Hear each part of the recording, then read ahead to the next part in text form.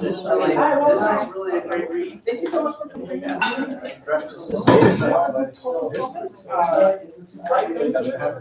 And then Right. it's good to Right.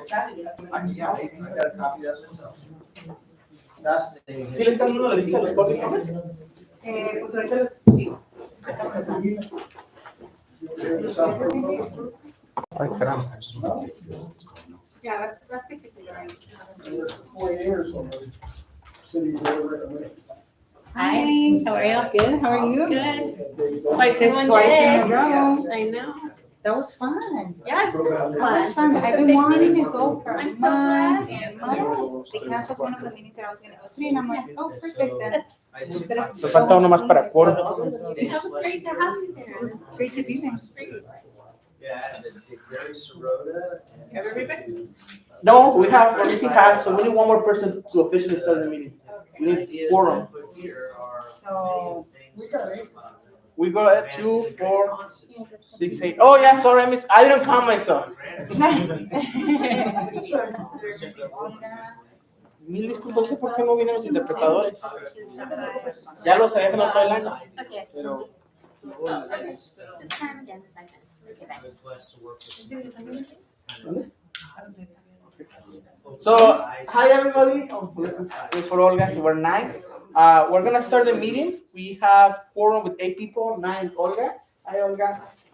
And we have a packed agenda, but it's a very exciting one. So we're gonna start with roll call. So I'm gonna start with myself. Cristian Fuentes Hernandez, present. Roxanne Palestino. present? Marnie Levy Wilton. Present. Stanford Morrison. Paola Redondo. Consuelo Delgadillo. Alberto Pérez. Marcia Pérez Hinojosa. Here. Olga Espinosa. Here, present. Thank you. So now we're gonna move to item number 2, agenda and the minutes. So I make a motion to for the approval of the published agenda. Can I get a second? Everybody that says yes, say yes. Everybody that opposes, say nay. So everybody that says yes, say yes. Yes. Anybody that opposes? Any abstentions? Abstention. Okay. Because I wasn't last month. Oh, okay. So 2 abstentions. Okay. Now we're gonna approve the minutes. But I don't think I send the minutes, right? No. My apologies. I will send the minutes and I'll push that one for the next meeting. My apologies. You send me the minutes. I forgot to send them. My apologies. And now we're gonna go to public comment. We have cards for people that want to share their thoughts. If you have around 2 minutes. If you want to say a comment, give it to Ms. Palestino or secretary. And it can be about things related to the planning group. So please don't talk about politics. I mean, this is political. Don't talk like vote for this person or anything else, right? So we're gonna start. Puedo traducir rapidito para. Mil disculpas, nuestros traductores, no sé por qué no vinieron. Estoy muy apenado sobre eso, pero básicamente estamos dando la oportunidad de hacer un comentario público para cualquier persona que quiera hablar sobre cualquier tema de planeación o de la comunidad, siempre y cuando no sea hablar de política o religión y cosas que no tiene nada que ver. Aquí es el momento, tiene 2 minutos. La manera en que lo puede hacer es que agarre un papel de aquí, de allá atrás, y se lo dan a su secretaria Roxanne Palestino. Si le interesa, tiene que ser como pronto ya, pero pues ya vamos a empezar con la persona Adriana Castañeda. We're gonna start with Adriana Castañeda. Oh. Esperanza. Sí. No, tú lo hablas más bonito. Más fuerte. Esperanza Tutoga. That's me. Yes. You have 2 minutes to share what you want to share. I live on Meyer, right next to the clinic, right across the street from the trolley. And I see on the agenda here, for the first time hearing about it, that they want to put affordable apartments there. And I guess I'm not in the loop, but who approved that for that to be done? Do you know? Has it been approved already? That's what they're gonna do? Or is it in the process? That's a question. Christian, shouldn't that be? Yes, so we cannot, this is for you to do public comment. We can talk about this on the item number E. Okay, then I'll wait for that. Okay, well, thank you so much. Uh-huh. Thank you. It said it on the paper, that's what it was for. Yes. This is just for anything that is not related to what we're discussing. So, Sorry. no, thank you so much for sharing your opinion. Now we're gonna go to Adriana Castañeda. Hi, everybody. My name is Adriana Castañeda. I live just in San Ysidro pretty much all my life. I went to all the school districts here, so I have a very emotional and physical vested interest in the town. One of the things that I want to discuss is, all of you probably saw in the news and the post of what happened in the complex, is it Media? About the guy that threw the lady over the balcony. Before the complex went in, concerns were raised about safety because that complex was mainly created to help transition people from homeless and mental illness, which is amazing, great project. Nothing against either, I think everything with the right help is beneficial.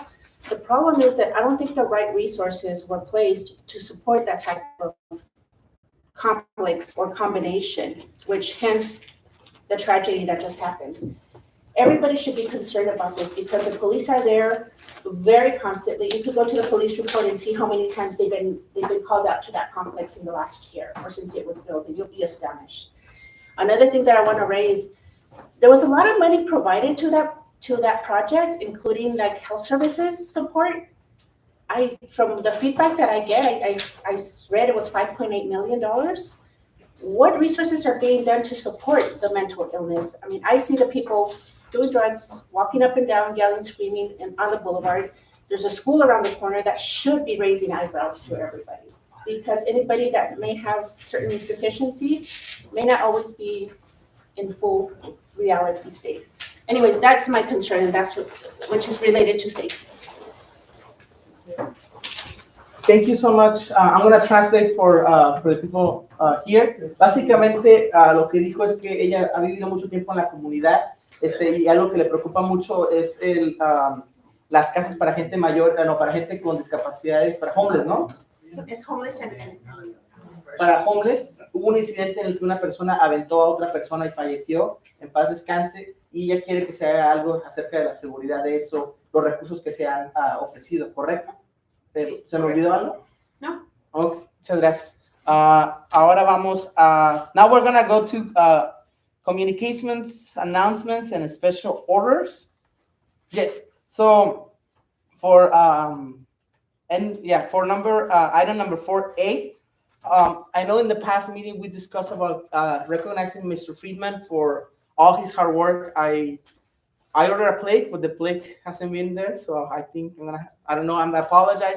But the office of David Alvarez offered to bring a certificate while the plate comes. But Mr. Freeman, you're gonna get a plate for all your certificate, all the contributions that you have done for the community. So if we could give a round of applause to Mr. Freeman.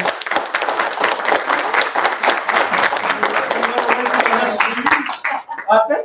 You want to wait till the next meeting? Yes. You have a plate. Yes, let's wait for the next meeting. I'm deeply sorry. You want me to talk now?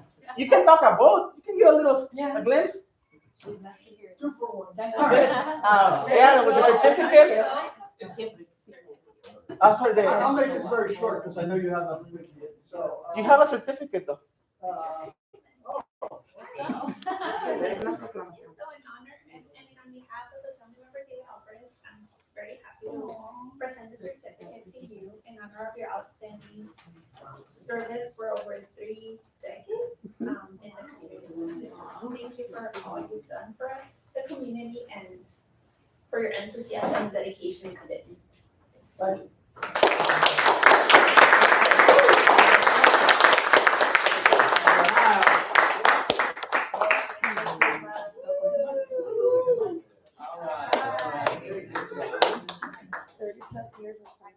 You don't want to do 34?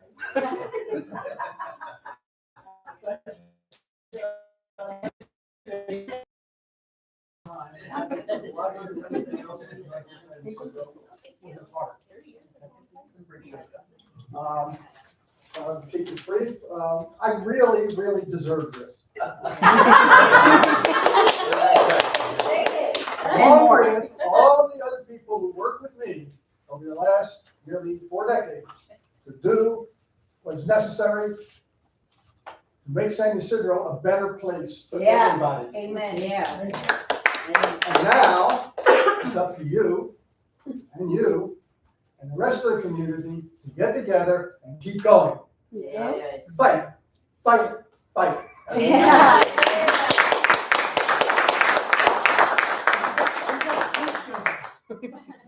I don't know if I can do 30 years. That's hard to stop.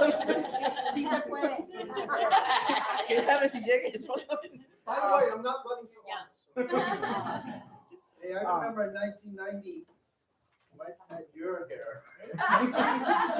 Black and curly. Remember that? Yeah, well, I try to forget. So, Well, you still have a lot of hair. But it was curly back then. so the next meeting, we're probably gonna have a plague.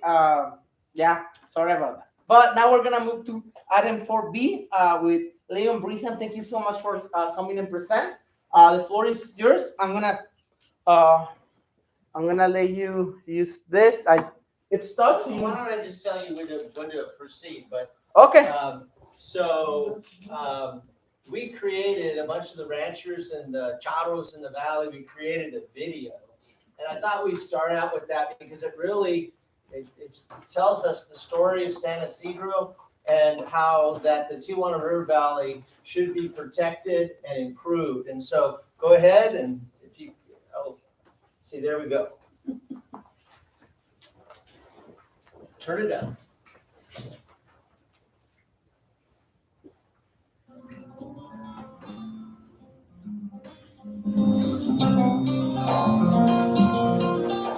Yo recuerdo de niño, en los 80s, aquí en el valle, cuando no había agua sucia, tierras contaminadas, era algo bonito, gozábamos. El valle para nosotros es nuestro hogar. Aquí es donde vivimos, aquí es donde tenemos convivios, aquí es donde practicamos nuestro deporte. Entonces, para nosotros no podemos dejar este lugar y dejarlo vacío porque tenemos tantas tradiciones que llenan el valle y nos conecta a la tierra. Hi, we're here in the Tijuana River Valley at the Rancho Laguna, and we're with a historical figure here. Tony Odermatt, your family has been here since 1931. When you were growing up, what was the valley like? So the valley was open farm area, and we farmed up towards the north end of the valley, not so much in the regular valley per se. We had a dairy farm in the area, and it was open fields everywhere. And over the years, in looking at this, you can see that the problems when we did have a flood, pretty much staying inside the natural formation that had been there from when we look at other maps from the past. So you're looking at the river. So This when is it the- flooded, it stayed in the river channel basically. Pretty much. So now what we have is all these areas that used to be open field, and this river that came through here is no longer there. We have ponding here, ponding back here, which never had ponding.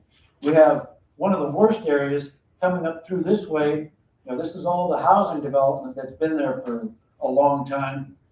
This area right here, the water just sits there and stagnates, and it has created gases that we've never had in the past. So that's what we It's- smell. it's- the stink we smell. And in talking with people from UCSD has had a crew of people coming down, and they've been looking at things, and this area right here and in here is generating so much stuff, and they tell me it's a sulfur dioxide. And that's when I had come back from vacation, and he told me that the numbers were up at 2,000.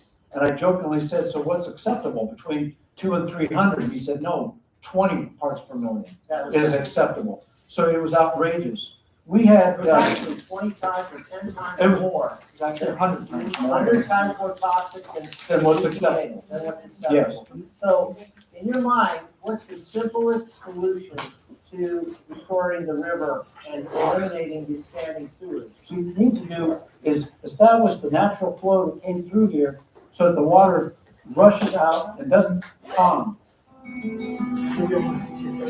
Nosotros estamos al margen de desaparecer y ya no habrá charros, ya no habrá gente de campo, no habrá gente de caballo.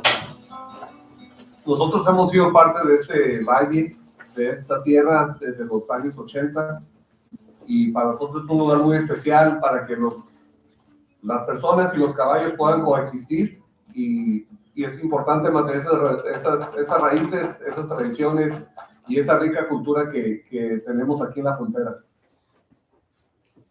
Okay, so gotta move on. Next slide. Can I do a quick translation? Sure. So, básicamente, me disculpa porque no hay traductor. El señor puso un video, bueno, la parte estuvo en español, que cuenta de las tradiciones que han pasado en el río de Tijuana, pero también explicó básicamente, aquí va a explicar otra vez el compañero, pero básicamente explica de dónde viene el mal olor del río de Tijuana, ¿no? Que está produciendo mucho por la contaminación en ciertas áreas. Sorry, That's okay. You do what I can. So, as you can see, here's our vision plan for the Tijuana River Valley is to restore the river so that there is no ponding sewage, no more smell, because this river historically is a dry river. It's called an ephemeral river. It's dry 11 months out of the year. It's not meant to have standing ponds of sewage. Matter of fact, the county used to go out and make the farmers fill in standing ponds of sewage or water because it prevented mosquitoes. So this new River Valley plan would have bridges, it would have kayak launch areas, it would have bike and pedestrian trails. Right now, or as in what we had just a few years ago was 82 miles of trails. And so we want those trails to be restored to hiking, biking, horse, and really, if you want to go on to the next slide, please. Can I translate that really quick? Sure. Básicamente lo que está diciendo el compañero es que ellos tienen una visión de que todo esto regresa a ser el valle, ¿no? Ellos describen que el río de Tijuana es un río seco. Ellos, como pueden ver aquí las fotos, les gustaría que hubiera unos puentes así, que hubiera, y ya toda la contaminación, la visión que ellos tienen es quitarla, que sea así, pues así de bonito, ¿no? Para la comunidad y todo eso. Okay, before you go away from that screen, you better touch it again. So, what is the solution to solving this, the border crop, how much sewage we get? What is the solution? Here's the technology we're proposing. Go to the next slide, please. It's a video. Esta es la solución que ellos tienen, esa tecnología para arreglarlo de la situación del río de Tijuana. ¿A cuánto tiempo? ¿A cuánto tiempo? Ya son, las preguntas después, pero... Here's a simple version of how we solve the Tijuana River problem and cross-border sewage. As you can see here, here's Tijuana. This river is where all the sewage comes down and it crosses the border here. We will build a 300 million gallon storage tank, essentially above ground, and the treatment plant will then treat the sewage, and these are flow equalization basins. But they're not just basins, they're also used as advanced integrated pond systems, which treat the water to a high level. When the water is treated, it is returned back up the river 20 miles.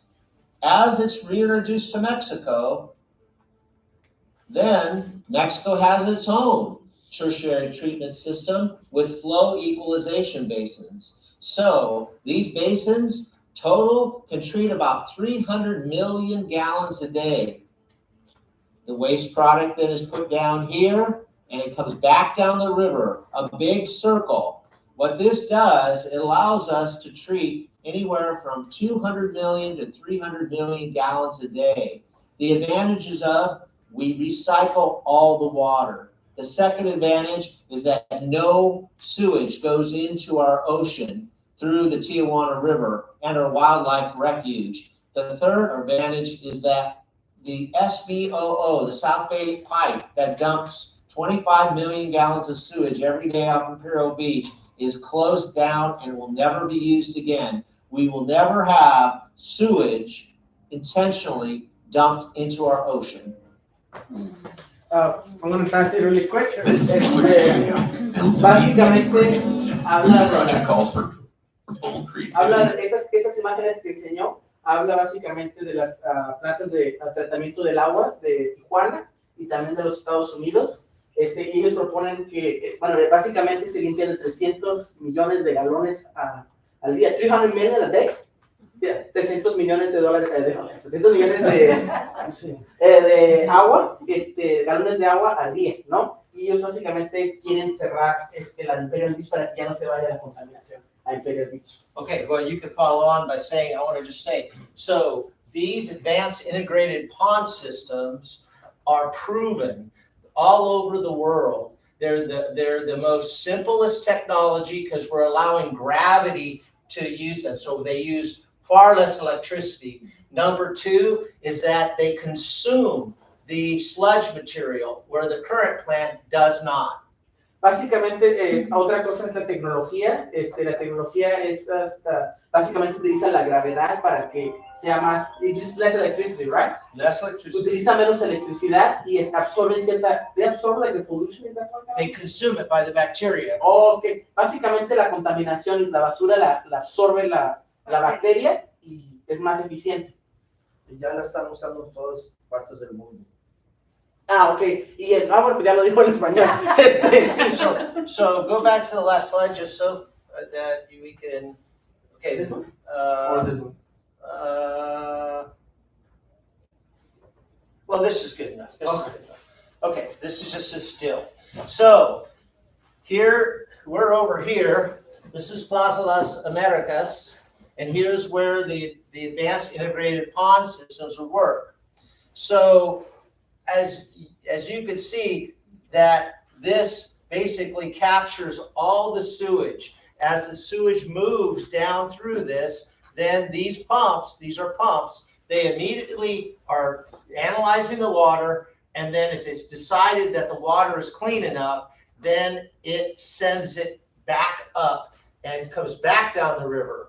People don't realize that there's studies that are done on this river that shows from the treatment ponds that are in Tijuana, that are up by Tecate, that are shown that just by the water coming down the river, it is like we have a free $900 million plant. Just the water moving down the concrete channel for the 20 miles treats the water just like you have another treatment plant.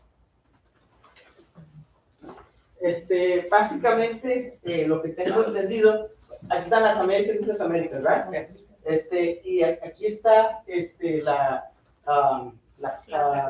¿cómo se dice? La planta, ¿mande? Las bombas. Las bombas de agua, ¿no? Esta nueva tecnología se quiere utilizar porque es mucho más eficiente, right? It's better. It's way better. Sí, es mucho mejor. Ese resumen la ciencia, como, está un poco complicada la ciencia, pero es mucho mejor las bombas de agua que tienen. So, people don't realize that in this valley and in this drainage, which goes back 1,800 square miles, we have a water right in the ground of about 40,000 acre feet a year. Translated by $1,000, that's $40 million at wholesale water value. So the idea would be is the federal government that owns all this land would lease it to a water district that we would create, that we would be on the board, that water district would have the groundwater income plus the income from treating, having another 80 million gallons of water to sell. Is now we have income of $120 million a year. So we would be able to pay off the note for this system in about 12 years. If every meter from National City and Coronado, if we paid $10 a month more on our water bill, we could pay it off in 8 years. That means after that, our water district would be making us money, and also we would have a secure source of water, and it would provide jobs for our community. Now, I'm going to show you some of the things that we could do with this opportunity pad, which I have here. Go to the next. Okay, you want to translate? Yes, básicamente lo más importante de esta presentación es que en el río de Tijuana tenemos muchos galones de agua. How many gallons you said? It's 40,000 acre feet a year. 40,000 acres de pura tierra que tiene agua para que nosotros podamos utilizarla para nosotros. Lo que él propone es crear un distrito de agua similar al de Ohio, un distrito de agua de San Isidro, y con eso se va a empezar, con el dinero del agua la empezamos a vender y en 12 años se va a pagar solo. Él también mencionó la oportunidad, bueno, la posibilidad de que si cada ciudadano que está en el distrito o en el área pagara $10 extra en el agua, se pagaría en 8 años. Eso es lo que propuso el compañero. Okay, so on to the next slide. So,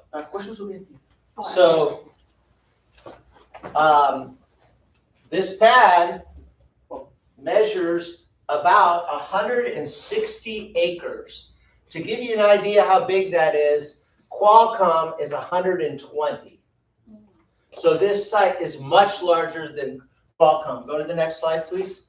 Well, let me try that really quick. Básicamente, el compañero dijo que este terreno de aquí está mucho, son 160 acres, que es mucho más grande que Qualcomm. Y básicamente queremos utilizar esto para oportunidades, por eso se llama el Pad Development Opportunity.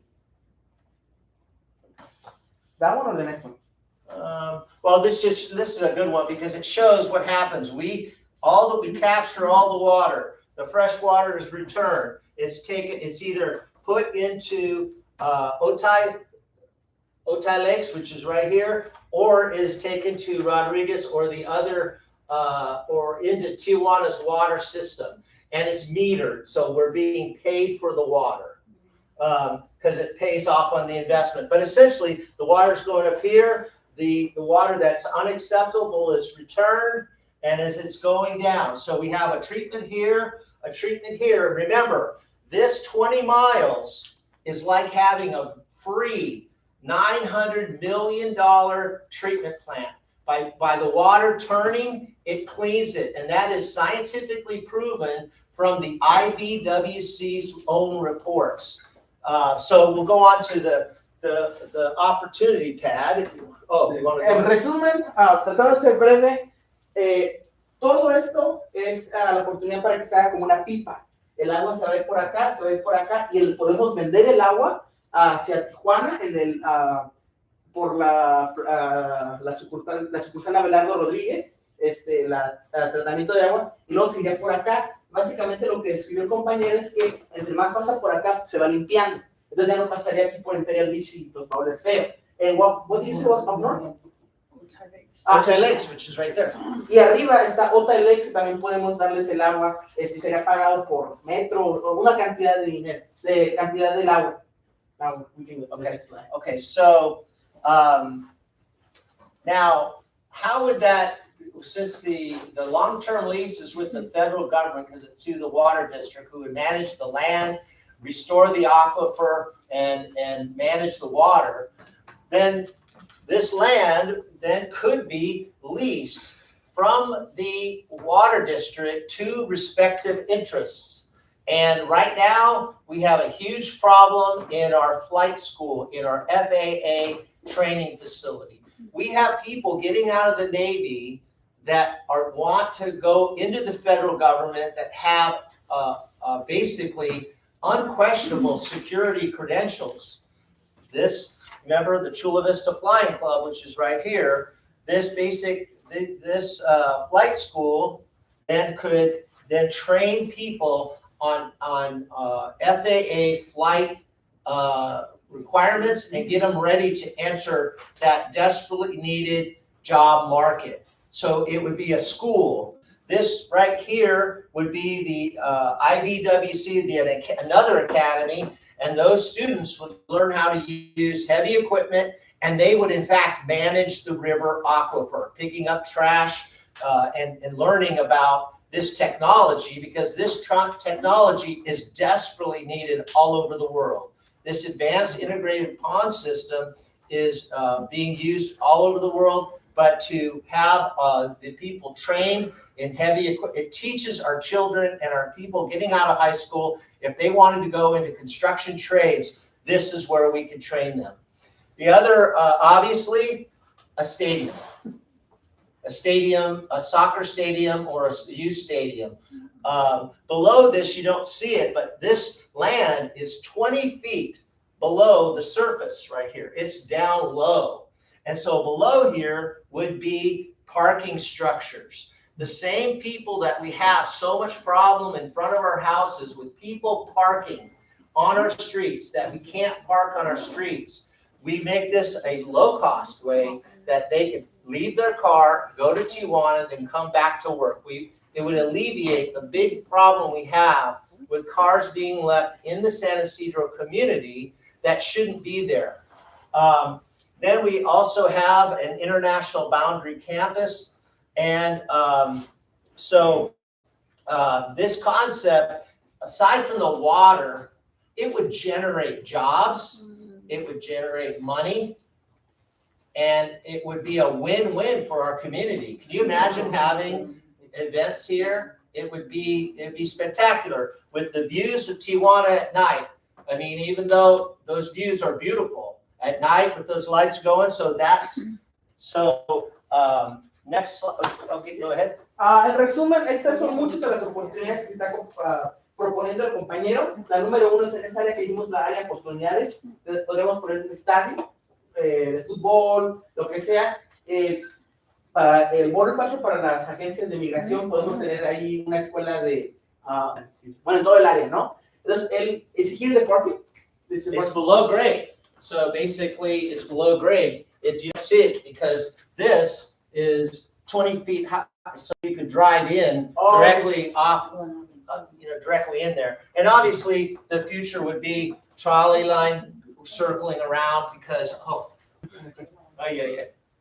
Okay, so for events, but this would be a project, it'd be a huge infrastructure investment, but we have the income from the water district to pay for it, yeah.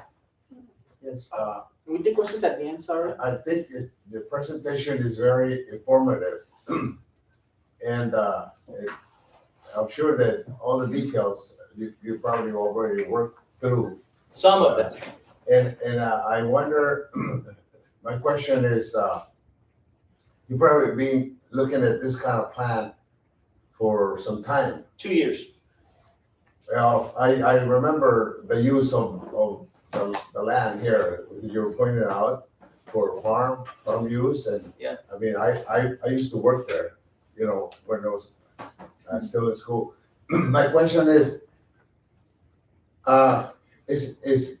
since some of this is federal, you already pointed out, and have you or has anybody presented these proposals for to the council or higher authority like the county? Because it probably pertains to coastal commission, and it isn't just the reason why I speak like this is because I work in heavy equipment construction department, and I know what it is to move dirt and to create pools as such, and then run the piping. Yeah.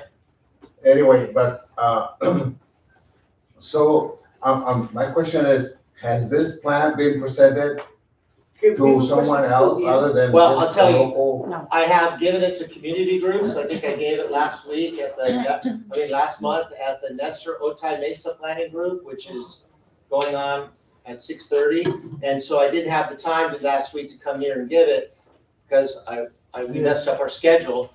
But no. Because it requires a lot of funding. Right. So what we're doing, we're trying to gather public opinion.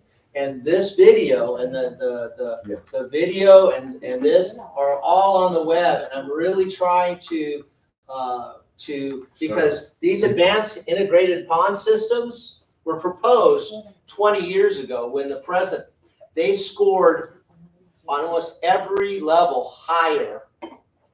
And so I'm trying to educate people as to the viability of instead of having all the sewage come down and go into our river, this plan offers a lot of benefits. To answer your question, no, I'm trying to get public support, and I'm going through local groups like you. You guys are and so I'd be willing to go to present each meeting we have different facets, like specifically why is AWI, go ahead. Because looking at this and using a little bit of reasoning, when 20 years ago or even further back, it was working, the plant that you're mentioning was working. So I remember there was so much farming going on here close to the border that was just incredible. Yeah. I mean, people were coming from every end of the earth to work here. And it makes sense to me that, okay, so if the sewage that was being treated then was, it makes sense, it was small. And the amounts now are huge. You're talking about the population of Tijuana where all this sewage and this is generated is now 10 million. By the way, I'm on the IBWC Citizens Board, and I have been making presentations to them about the volumes of sewage. The volumes of sewage are about 9 times more than what they're reporting. If you look at the SEP, but I know that, and so, but the first thing is to gather the idea and gather the consensus of the public, and to say, hey, there is another option. We don't have to build a $900 million plant that will be undersized when it's finished. The plant will be 50 million gallons a day. It will peak out maybe at 65. We have close to 800 million gallons through the maquiladoras and what's being in use in homes that is there. And so if we don't have a system that captures and returns the sewage back in a reasonable way, that both sides of the border take on the burden. Now, we can finance it, but Mexico has to operate it. The thing about these advanced operating systems, they're pretty bulletproof. And so I'm sorry. No, I'm going to interject. Thank you so much, Mr. Redondo, for the questions. For the sake of the presentation going, we're going to put the questions at the end, but those are very good questions. Okay. So, esas son las oportunidades que hay. Now we're going to move here. So the last things is sustainable because we recycle all the water. No sewage goes into the ocean and no sewage goes into our aquifer. Why does this enhance our community? Because it puts us at heads of the water board directly in charge of running the system. And then I was going to add any questions. Oh, wait, let me translate that and then we're going to put the questions. Sorry. So that way we can have an order. If you have a question, Ms. Palestino, can you be the one having like a list? And only 2 minutes per question back and forth. That way we can Pero en resumen dijo que esto es sustentable porque el agua básicamente no se está yendo al río Tijuana, se lo está reciclando. Esto apoya a la comunidad porque nos está dando el poder de nosotros tener un distrito de agua para que nosotros tengamos el poder de hacer nuestras propias decisiones. Y ahora vamos a ir a preguntas. Si tienen alguna pregunta, levanten la mano, que la señora Roxanne los va a anotar. Tenemos 2 minutos por pregunta. Now we're going to go to the questions. Who's the first one? Olga was the first one to raise your hand. I have a lot of questions to try. Let's do one, and then if someone that hasn't spoken, we'll give the priority. Okay. So everybody has a chance. So, okay. So I have to go right? Give me 1 second. You can go. So I heard the whole thing, the scenario, and I was really interested, like at the beginning part, but then you went into like building another community city, and I got lost in the first part of it. All right. And what you're talking about making this thing, is that within the canal or where exactly? Yes, that's where it's in the canal. Yeah, it's one in the diversion, what they call it, the energy dissipator, where the channel is small and it expands. It's there. Mm-hmm. So about 11 months out of the year, there's low flow. So we're capturing all the flows. And then during big rain events, if we were to have one, these ponds are subject that they could accept flow, but it's just bypassing through. Rain events, you cannot capture. The volume is just too great. So that was my concern, because the water is flowing in the canal, and when it's dropped right there in San Ysidro, that's my problem. The within our community, because that smells bad, and I know it stays there, and no one's gonna clean it, nobody does nothing. What is the solution right there? To raise the sides of the levee to the bridge at Dairy Mart Road is designed for a 100-year event, 13 million gallons cubic meters a second. It's designed that way. So we build up, just like the Border Patrol Road is built up, we build it up all the way through to the Dairy Mart Bridge. We do not let the water go outside of that, and also it consolidates the flow. All the energy of the water takes the sewage immediately out, and it moves the sand and sediment out. That's how we do it. Thank you so much. We're gonna go with the next person. Ms. Delgadillo. Ms. Delgadillo. Lo voy a hablar en español. Okay, sí. A mí se me hace un proyecto muy bonito, pero común, porque no están tomando en cuenta, si nos lloviera como en el 93, que se llenó la presa Rodríguez y mucha gente no supo. Yo estuve invitada a ir a un grupo que iba el capitán Bejarano, que entonces era capitán de aquí, a parar que no se abrieran las compuertas de la presa Rodríguez. Se pusieron todos tapando las presas porque las autoridades de Tijuana las iban a abrir.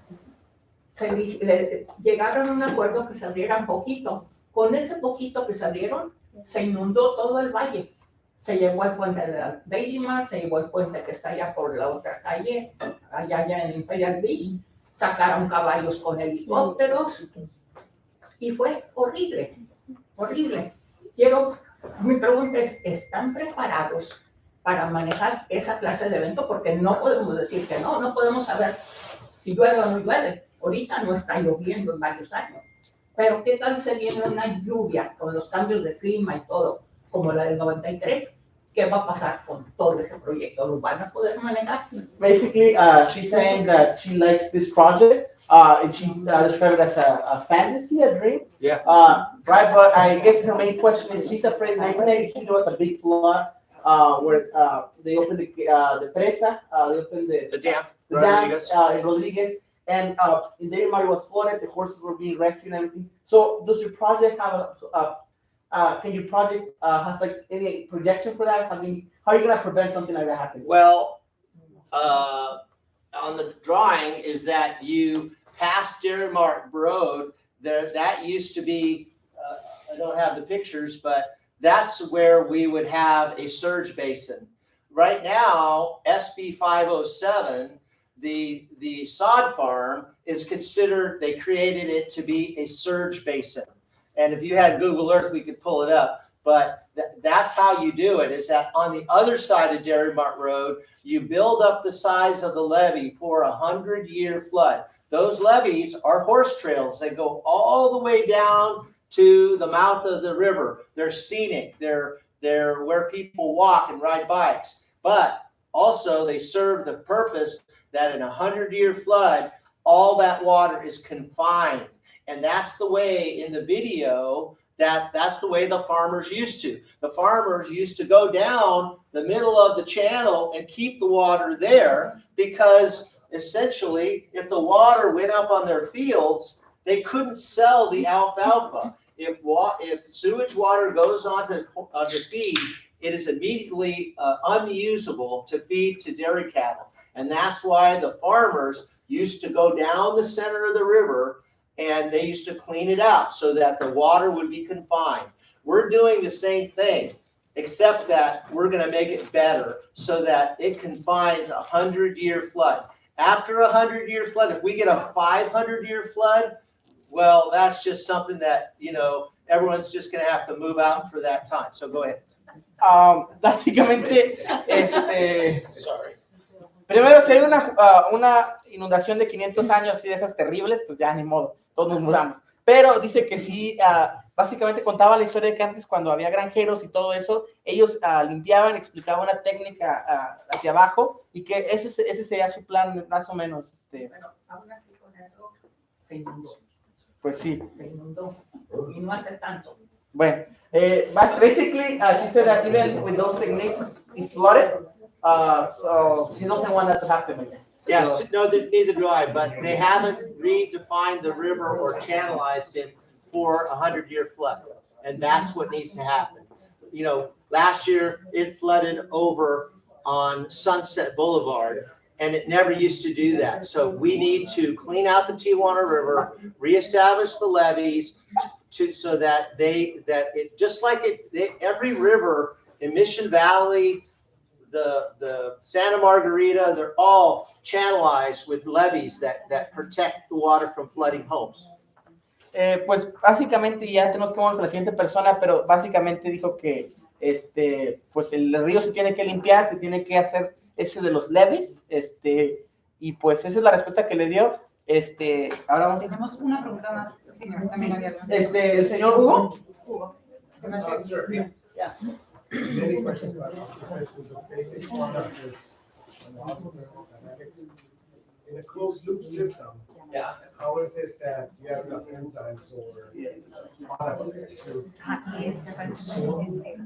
there has to be a byproduct. It's closed. So where does the byproduct go? Well, it goes out in carbon, methane, and gases, but I have the technical write-up on 5 different projects that this was studied by San Diego State. And so I would be happy to send that to you. You call me or text me your email and I will send that to you. Sure. So what's the other question? Infrastructure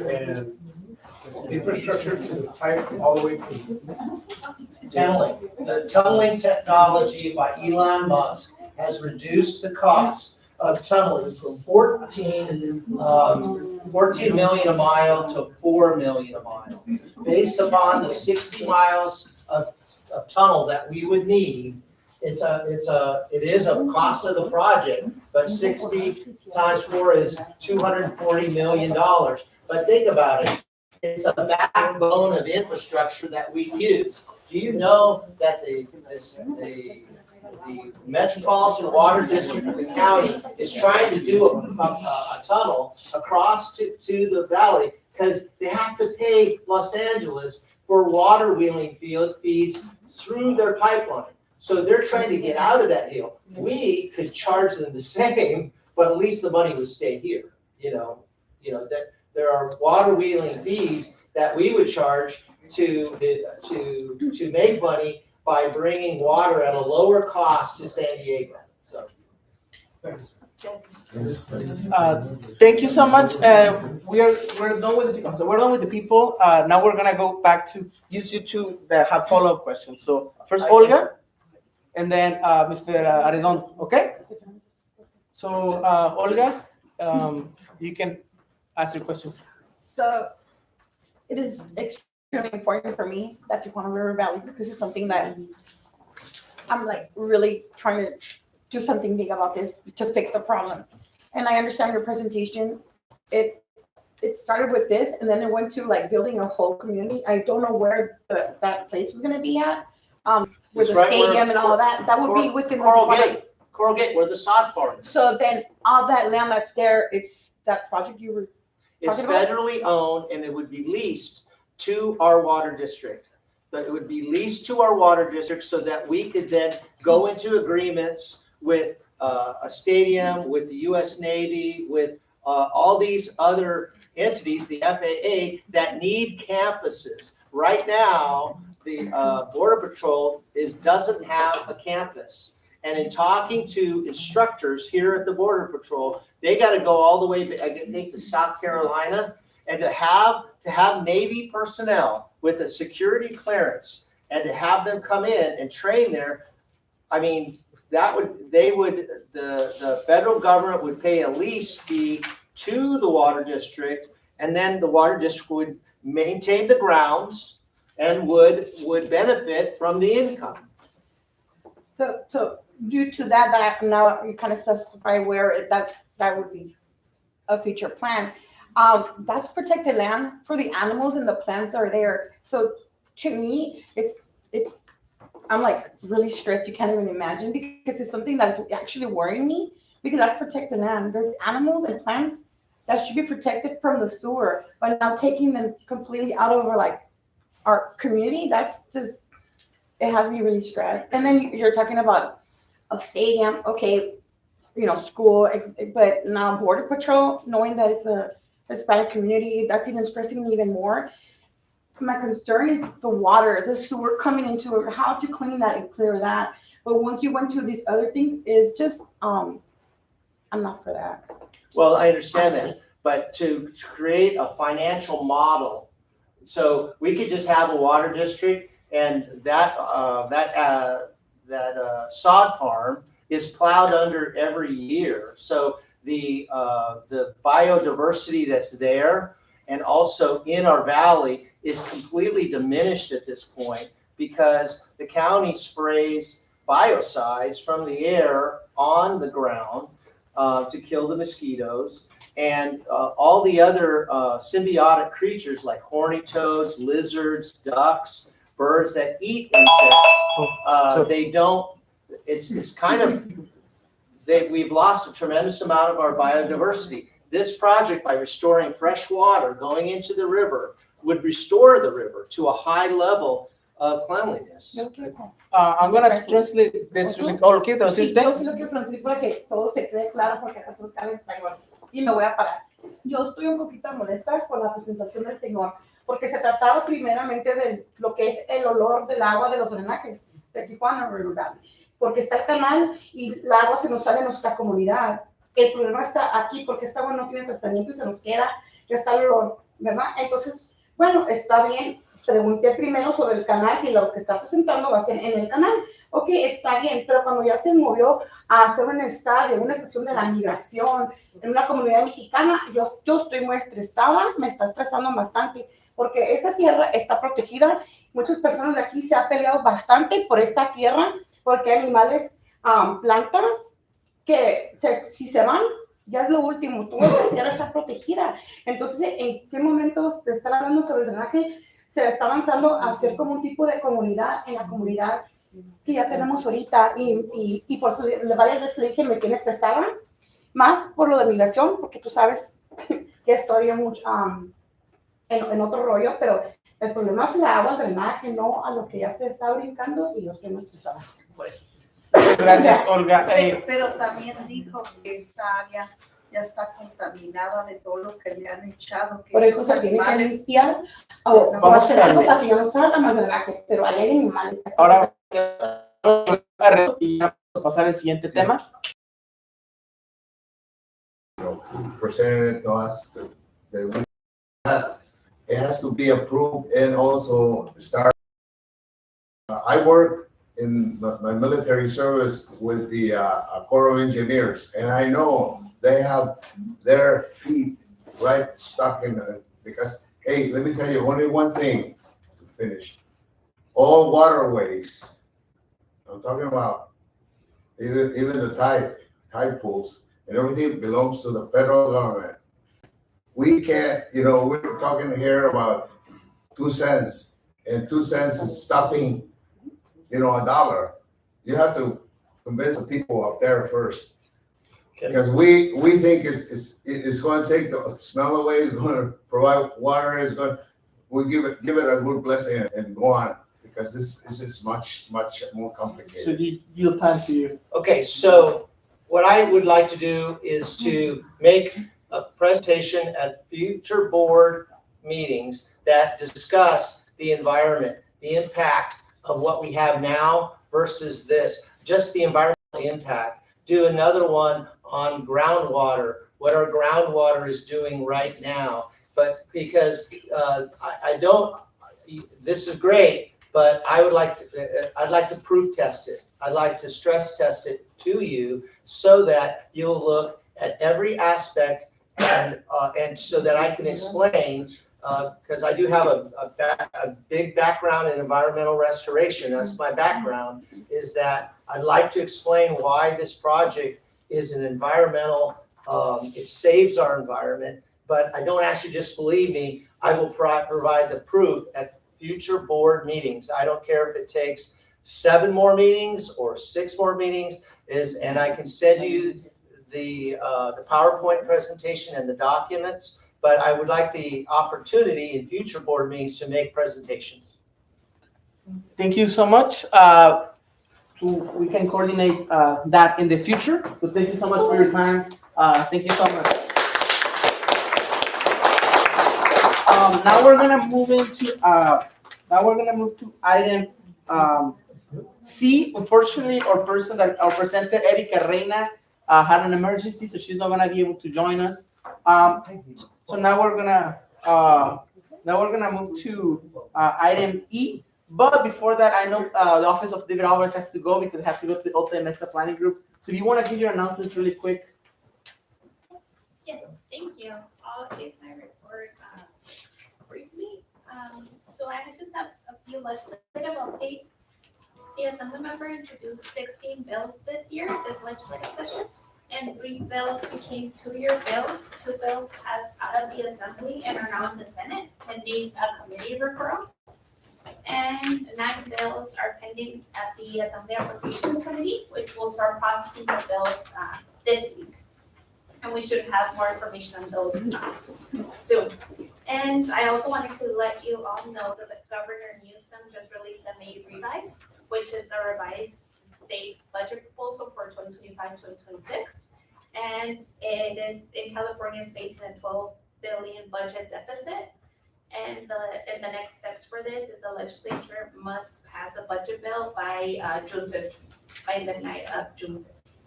So those are my updates for now. I will continue bringing legislative updates and any community updates we have. And if you have any questions and any bills, feel free to reach out to our office or you can email me, and I can provide more information on any specific bills or any state-related issues. Thank you so much. Now we're gonna. Yes, sorry. Thank you so much, Marcia. Básicamente ya es la what do you can say in Spanish? Y unos reportes sobre la legislación, las propuestas de ley que llevó el asambleísta Sacramento esta sesión. Fueron en total 16 propuestas. 2 se convirtieron en 2-year bills que van a durar en el proceso 2 años. 2 de esos ya pasaron a la asamblea y ahora están en el Senado, esperando que los asignen a los comités apropiados, depende de qué se tratan. Y 9 están esperando en la asamblea de esa Appropriations Committee que tiene que ver con el dinero, cuando las propuestas van a cambiar algo o tienen finanzas, tienen que ver con finanzas, entonces tienen que pasar por ese comité y luego siguen el proceso, ya van a la asamblea si pasa. Y ahora el gobernador anunció el presupuesto, el budget propuso para este año 2025-2026 y hay budget deficit, presupuesto, gracias, de 12 billones. Y el siguiente paso de estos, en junio 15, la legislatura, la Asamblea y el Senado tienen que votar para pasar el presupuesto. Tienen que ponerse de acuerdo. Muchísimas gracias. We're gonna let 2 questions. So I guess Ms. Palestino. Anybody else has 1 question? So just from Ms. Palestino. De casualidad, ¿tienes una copia de los 2 bills o de los que pasaron? Sí. ¿O de los demás? Sí, tengo una copia y también la puedo mandársela a Cristian para que la comparte con los demás. Pero tengo una copia, se las puedo dar. Gracias. Y tiene todos las propuestas de este año. Now we're gonna move to the next part of the agenda, and this is gonna be a heavy one. I know people have strong opinions about it. So for quick context, when I say we, I was in high school, I think, when this happened. But basically, in 2022, there was a presentation done for the planning group for the Bayer Boulevard affordable housing. The Bayer Boulevard Trolley Station affordable housing project, which is in 4055 Bayer Boulevard, which is basically where the parking lot at the Bayer, at the trolley station is, correct? Claudio, I think that's correct. Yeah, so they presented, they sent us the agenda where they presented, and now they're applying for a state grant where they want to support in this project.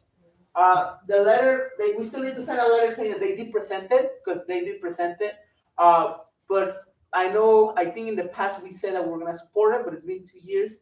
So I guess I wanna ask if we are okay with writing a letter. I'm gonna open it for discussion, because I know this is a heavy topic for people. So whoever wants, I open the discussion. I don't know who wants to, I don't know who would like to speak on this. And so, Mr. Perez? Yeah. And then, sorry, I'm gonna tell you who's gonna speak, and then you can speak, okay? So Perez, Espinosa, Ortiz.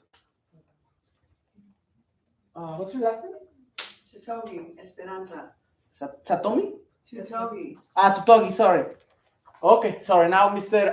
Perez, the floor is yours. My concern is the parking spaces versus the number of apartments they're going to have. I don't even know what's the number of apartments. Is it, anybody knows? I wasn't here 2 years ago. I never saw the presentation, so. If it's a firm presentation, I believe it's, don't quote me because it's 100 units. It's a 60% AMI affordability, and I believe it had 60. Don't quote me on it, but I believe it was 60. It was above half. I don't know, Michael, if you remember. No, I don't. Matter of fact, it's surprised me, but briefly, I can just simply say that I think this, it's been 3 years practically. Right. I think this project needs to be re-reviewed to see what changes they've made. They should come here before we do make a presentation. I agree. So that you guys can, you're a whole board. And you need to find out what they have done in the last 3 years to change. I'm sorry, were you finished? I have finished. Oh, sorry. My concern is the parking. I prefer the 100 units each have one parking, because there's too much traffic in San Ysidro. There's problems from Tijuana, they park over here, they're ready to cross the border, walking and leaving their cars over here. It's gridlock. And we had the same problems about 20, 30 years ago. And that's why a moratorium was created on apartments about 30 years ago. And we're going back to it like they forgot. I'm going to vote no on this situation because of the parking space. It's creating gridlock in San Ysidro. Thank you. We're gonna do discussion and we're gonna do a vote. But Ms. Espinosa, what are you, you want to share? I'm always complaining about no parking at the Bayer Trolley Station. I can't park there, and I go to Iris and then I go to Palm. That's where I find parking. So, who came with the idea of doing apartments or affordable housing in the parking space where there's already the San Ysidro Health Clinic parking taken away? And I go there just trying to find parking, and I see how they switch the motorcycle to the cars, and they're just watching around, and the people that go on the trolley, they're playing with their parking. So having a structure of so much, where are they gonna park? Because those people are not gonna have one car, they're gonna have 2 or 3, and then they rent the address. It's so much. I don't even see where they're gonna park. When Bayer closed, it's already like they close lanes. There's just no parking. I believe I said no last time to that one because I'm always saying no to any building, and I'm gonna say no again. Like no. Okay. Mr. Ortiz. Yeah. I think a lot of folks know, but that property is MTS property, and it has, I didn't even know this beforehand, but they operate their own land use. They pretty much can make up whatever land use they want on the property, and sorry to tell you what Yes. Palm, that whole huge I've heard. club is gonna also be a. I've heard. So they're really pushing for transit-oriented development, parking regulation. Is San Ysidro. not San Ysidro, all of San Diego. There's $100,000 deficit. Yeah, I'm in concerned about affordable San homes. Ysidro. That's And it. I think the other impact of no homes in San Diego is the fact that a lot of folks can't afford it and they live in Tijuana. And that's another problem in San Diego with the traffic. And so it's a no-win situation. But I would want to make a comment, motion to, if they want a letter, to come back and present the project to the sheriff. Ms. Tutobi? My name is Mrs. Satogi, and I live right across the street from the trolley, next to the clinic. I am born and raised there my whole life. There's 3 generations there. And I've seen all the stuff that goes on with that. And to have low-income apartments over there is ridiculous. North Lane just has brand-new apartments. Do you know they do not have parking for each one of those apartments that they have those people living in? Those streets already in North Lane, they opened it. All those streets are packed, from Bayer all the way up to the top of Padilla Road, whatever. Now, you got the trolley. I sit on my porch and watch it every day because I'm retired. I see it, just like she said, they're circling around. Well, the worst thing is one side of it's for the clinic and the front side's for the clinic, because the clinic is renting it, and it was stupid. Whoever made the clinic turned around and didn't give them enough parking for their employees. So on North Lane, there's a lot, 3 lots that are there. Been sitting there for, I want to say 2 years. That's supposed to be the clinic's parking for their staff. And it's still sitting there, nothing be done, because it's a jar with my property. So I'm just saying, why put apartments there when there's no parking for nobody? Exactly what you said. People from TJ come over, they park, they take the trolley, take it to work, and they switch with each other. They got a little game going on. I'm gonna move, you take mine. I have no trouble with parking because they redded it all in front because of that stupid bike lane. God only knows who did that, but that was the most stupidest thing they could have done. I sit on my porch, I can tell you how many people use that. They can't use it because they're blocked off. This weekend I was there, beautiful day. Bike people are riding on the road because the city ain't got it opened up yet. What's that? The purpose of that? So I'm saying no. There's no reason that they need any more apartments for nothing no more, because we have no place for parking. Thank you so much.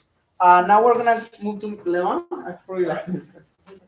So, I actually went to the this is a reoccurring problem all over coastal California.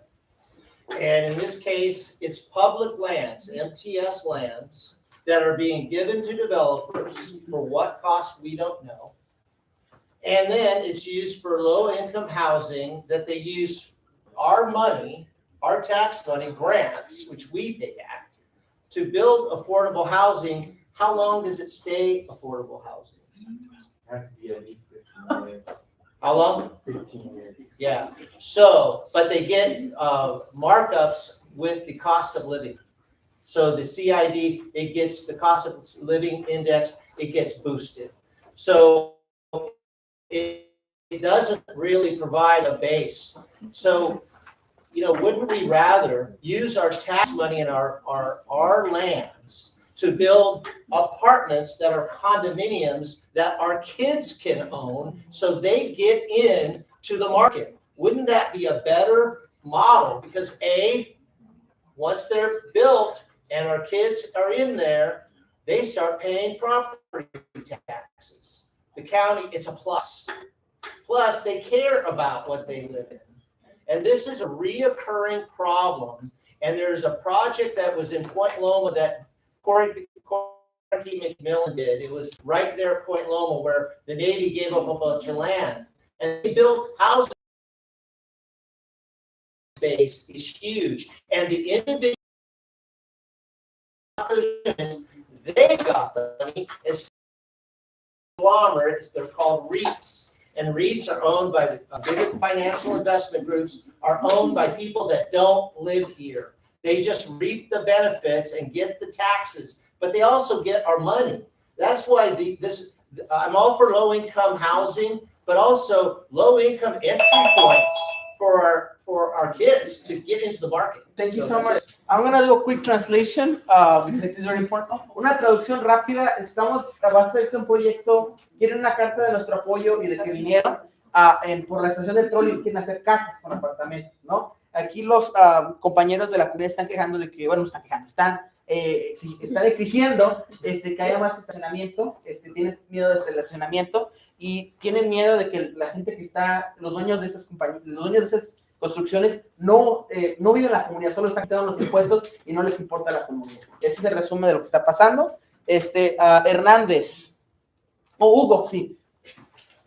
Briefly, to your point about these conglomerates that come in and buy the cheap land, no profit, well, someone's responsible to give them that land, so they need to be held accountable. But my question is more on cart before the horse. In the previous presentation done at the Civic Center, there was a lot of parking ideas and planning. I think those could be implemented first, like to prevent the people from coming over. They were thinking of ideas like passes or something that if they don't have a pass on that street that proves that they live here, that car gets towed. Things like that to discourage and to prevent them from crossing the border. So I've seen all these ideas and presentations on those plans that would help solve some of the parking first before putting more people. So it seems to be backwards to keep putting more and then figuring it out with 100 new apartments. Which, like you said, in the land community, there's no way there's a household that owns one car. Yeah. Everybody has to work. Yeah. The mom, the dad, the kids, and that's just not in their mindset. I know that's not how they're planning it. When they're planning these low-income housing, I heard that there's some kind of, because of the way it is, there's no expectation of parking. They're not supposed to own a car. So they get away with the permits without the requirement of a ratio of apartments, space for apartments. And I don't know why they're not thinking of either underground or what, why? To keep it cheap.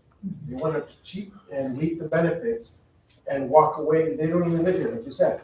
So the root cause is our land is being sold off for these equity firms, for REITs.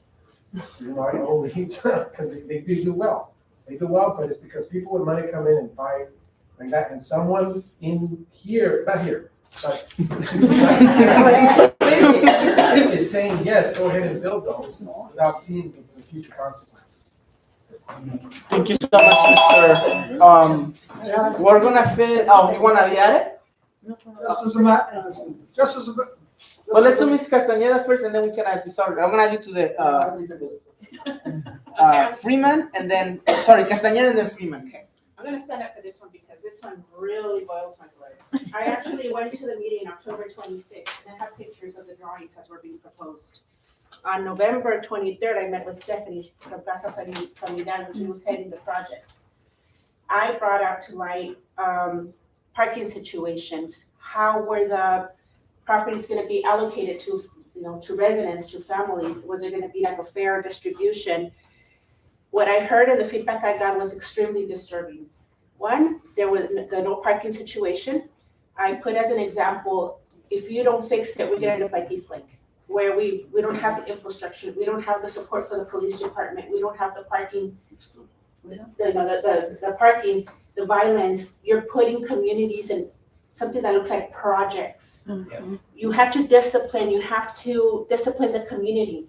Right now, as we know, our community does struggle with gangs and violence and a lot of stuff going on. You put them all in the same situation in projects that kind of look like prisons, what are you creating? It's a subliminal message that you're bringing down our community. Mm-hmm. I'm sorry if I get really passionate about this, but this really boils my blood. Go ahead. Está hablando del suceso que pasó el lunes en frente de los departamentos. Sí, yo también opino que esta comunidad ocupa más atención en la salud mental, en la violencia intrafamiliar de todo género, apoyos en otras cosas. Sí están bien los departamentos, pero no hay estacionamiento. Yeah. Basically, what they're doing is that they're creating this wonderful plan, which I'm all for it. Believe me, I'm not against it, but build it right, build it responsibly. Don't create future problems. It's like I grew up here. I went to every school in here. I have a vested interest, emotional, vested, physical interest in this community. I've seen it from being able to go down the neighbors and having the neighbors spank us and then send us off back to our moms versus, trying to not be able to walk outside at night. And if this doesn't get addressed, and if people don't speak up, they get to do what they want. You wanna know who's doing it? People are not selling off the lands because they want to, they're being driven out. Thank And you I so can talk much. to you about that later too. Thank you so much. Now I'm gonna make a motion. Oh, sorry. I apologize, Mr. Freeman. I am so sorry. No, I apologize. Mr. Freeman, you have the floor. Okay, just briefly, a little bit of history. I don't know if some of you people remember, 40 years ago when I started in San Ysidro, okay, there was a group called the Task Force for a Better San Ysidro. It was combined with Casa Familiar, Andreas, who was a leader in that group, along with Mr. Perez and his family, among others. And eventually it grew to about 300 people, over 300 people. And their objection was the powers that be were taking all of their low-income apartments and sending them to San Ysidro. We were taking up, that's why you have all those low-income apartments.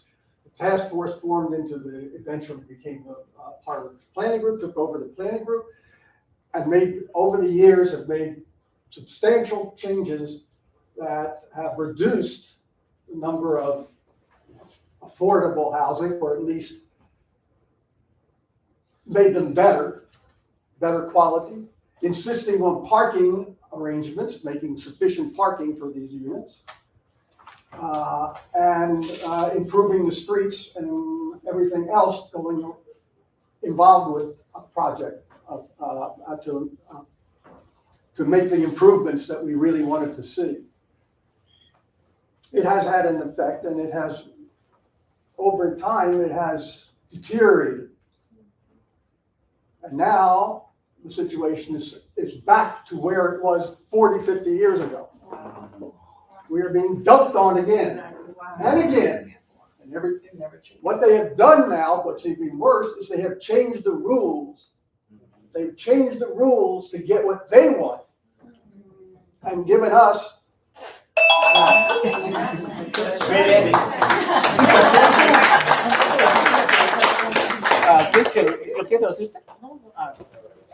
Una traducción rápida, quick translation. El final, ¿cómo lo It's gonna be hard to top that. La traducción básicamente es que el señor Freeman ha estado aquí unos 40 años. Él fue el presidente de esta organización. Y él habló de que hace 40 años muchos de los vecinos se quejaban de que ponían affordable housing, casas baratas, para gente de bajos recursos, aquí en la comunidad. Y eso es algo que no les parecía, que no paraban de ponerlos todos. Y se creó una comisión, un task, por así le llaman en inglés, para lidiar con eso. Dice que hubo alrededor de 300 personas. Básicamente, esas cosas, esa task force, esa organización como que fue decayendo y todo eso. Y él menciona que estamos de regreso como estábamos hace 40 años y que lo tienen así, dijo.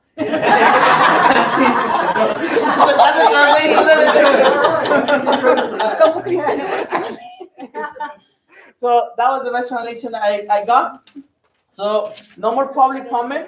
I think the consensus is clear. We want them to come here, so I'm going to make a motion to tell them that if they want a letter, they have to present to us. And as a new board, we get to ask questions and decide. Does anybody second that motion? Everybody says yes, say yes. Yes. Any no's? Abstains? Motion passes. So yes, I'm gonna email them and see if they can come to the meeting, because I think we really need to discuss this. And for the new people in here, if you have anybody that is interested in this, we need a lot of public participation. So please keep telling people to come to these meetings, right? Now we're gonna. May I add that we finally did open up Instagram, Facebook, and our YouTube in case anybody wants to add us. So you guys can see more. What's the ad? San Ysidro Planning Group. Thank you so much. And Roxanne is the one that has been doing our social media, so thank you so much, Ms. Palestino. And now we're gonna move to another thing. I'm proposing an action item, but this was Mr. Arredondo's ideas at the last meeting, so I don't know if you want to discuss a little bit about it. Okay, thank you very much for, I've been mentioning to, I don't know, for the longest time, and I'm probably gonna be labeled that I'm the guy that always talks about street lights, potholes on the pavements, no police patrolling. And we need to keep mentioning it because the crime, the speeders, and you lower the speed limit and they still drive like crazy. And so we need those cameras too. And we need also that, I'm mentioning this so that we can take note, and then over the future meetings, that we can make some progress, not just a lot of hot air blowing and then nothing happens. You know, summertime is coming and it's gonna be fire season again. And I like to get a report on the fire situation we have, if we have enough. All this building is going on, industrial buildings and everything up in Otay and everywhere. We wanna be able to have the fire protection, the fire station. This was mentioned some time ago, but you know, the interest has died down. I don't even have any idea if there's enough fire stations, you know, to respond to. Remember a year ago, we had fires on the river valleys, homeless, you know, sending them out, and we need to get the attention of the city council and keep knocking on their door so that we can get the police, you know, protection. And because I'll tell you, not the kind of police officers, I already realize that they're cutting down the budget, they're cutting down the hours of libraries and a lot of things. They're cutting down all the park improvements, forget about them. They're scrapping them because, hey, you know, the budget is being reduced, so, but we still have to, you know, tell City Hall that we need the you know, to get the protection and the potholes fixed. And also, you know, they try to bring up a tax or the trash collection. Yeah. So that maybe they can cover up street repairs. I don't know what can happen with that. So the motion that is gonna be introduced, and then we're gonna bring it to discussion, and then we're gonna vote on it. But yeah, Mr. Arredondo basically said that there is a lot of issues in San Ysidro, and I think the main issues that we see on What's Up San Ysidro, or we hear about it, but there is no like an official thing that we can, I guess, tell the city, hey, what is the? I know that it's get it done, right? But I don't know how many people have the ability to constantly keep at that, right? For me, something that I'm very passionate about is the Willow Bridge. It's the one next to Willow. I used to take that when I was in high school, and believe me, it was very scary. Now they have lights, but it's not right lighting. So we can talk about safety for hours, but what I'm proposing is that we have a separate meeting with people that are interested, open to the public, and then we can make a letter stating what we want exactly, and then we can have it on writing. So that way we can hold them accountable and say, hey, we wanted this street fixed. How is that going? So that's kind of what this committee will be. I don't know if, and I'll open up to discussion now. Discussion for you guys, or can we? I mean, y'all can add to the thing. You just have to tell me who wants to speak. Would you like to speak? I would like to speak. To complement what Arredondo was stating, I agree. There's the budget. There needs to be budget cuts, and money is scarce. However, once we get a report where the money was spent, where it went, then they could look at all that budget and see where the concentrated areas were. And since they already have money, and they probably still have funding that they probably need to spend, because a lot of times it's use it or lose it, then they could go and reallocate funds from there and not disturb the low funding areas.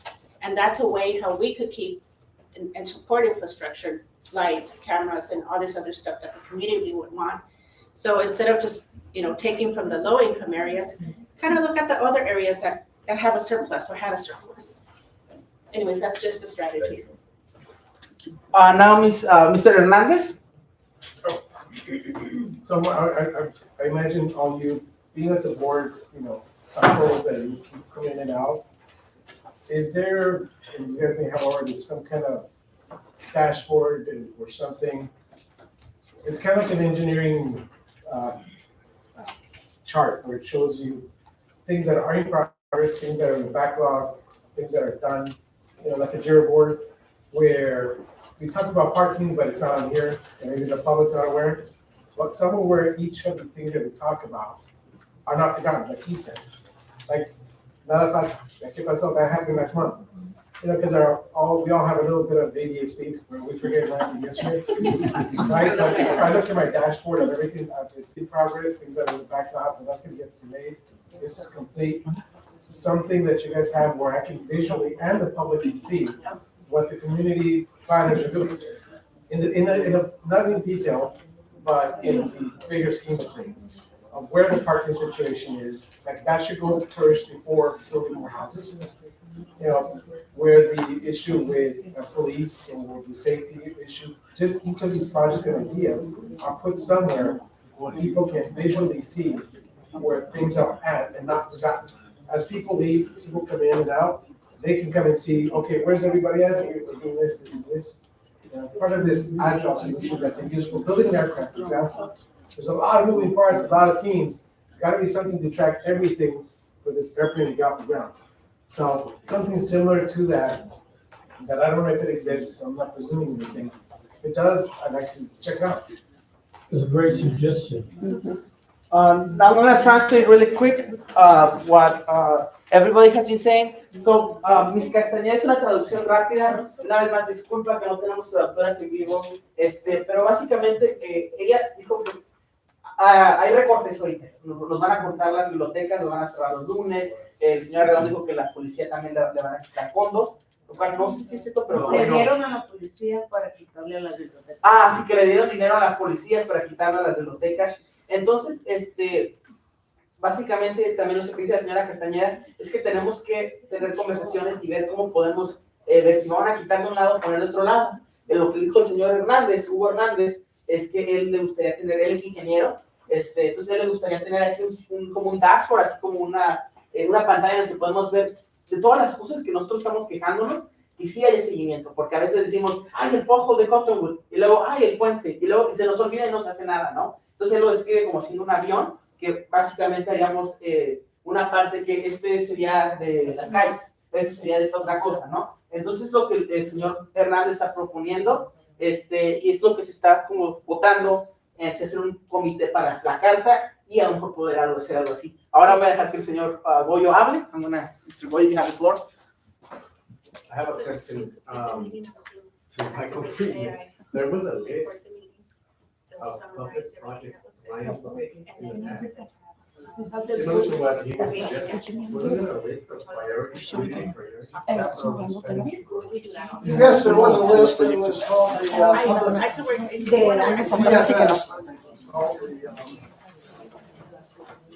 the last one was around 2017, and it described a number of projects and prioritized them. Related to the San Ysidro Community Plan. Since that time, they've done away with IFSs and all those kind of things. So I don't know what value it might have at this point. Not from a legal standpoint, but I think in the terms of what is being discussed, using the tools that exist, and now with the social media that you're handling, there might be a possibility of following up with the Get It Done app, and then hold folks accountable, our elected officials when they come here and have a list of priority projects. Using the tools that we have at hand and maybe as a group. Well, you can always look at the list, see what. There is a list, that's true. We worked very hard on the priorities at that point, back in 2015, 2016. Some are still relevant, by the way, the Willow Bridge still have pictures in that list. Are you done with your time? Sorry, yeah. So, sorry, Mr. Ortiz, you are done. I do want to say something. I guess that's kind of why I proposed these committees. That way we can like, kind of like how you said, because I feel like unfortunately, we are the ones that have to kind of have the order and be like, hey, this is the list of the streets that we want fixed. This is what we want, right? So I feel like this committee, we can have it on a piece of paper or even a document, like a dashboard. I think that's kind of what I'm proposing with this. So I agree with you. Ms. Delgadillo, you're next. I'm sorry, I scared you. I am so sorry. But Ms. Delgadillo, the floor is yours. I have a question, Mike. Those things are in the planning book that in that Process to go through the community plan and what was suggested in the community plan, and then to take the individual projects and that was suggested and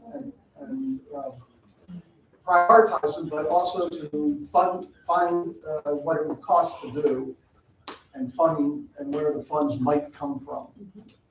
Describe the project and everything. So it's hard to discover. It's a visual kind of thing, actually. So I'm going to check. but yes, it was part of the community plan process. I have that book. I'm gonna check it if it's possible to bring it next month. It's the last one, make changes, a committee form, but they make the changes, that's why I have that book. I have almost 38 years, 2 less than Mike in the planning group. I started 1987, and then I went out for some time, and I returned to the planning. I get it. Thank you so much, Ms. Delgadillo. Thank you so much for all your service. Now we're gonna finish with Ms. Castañeda, and that way we can bring a vote. So, Ms. Castañeda, the floor is yours. One of the things that I was proposing and sharing with Roxanne,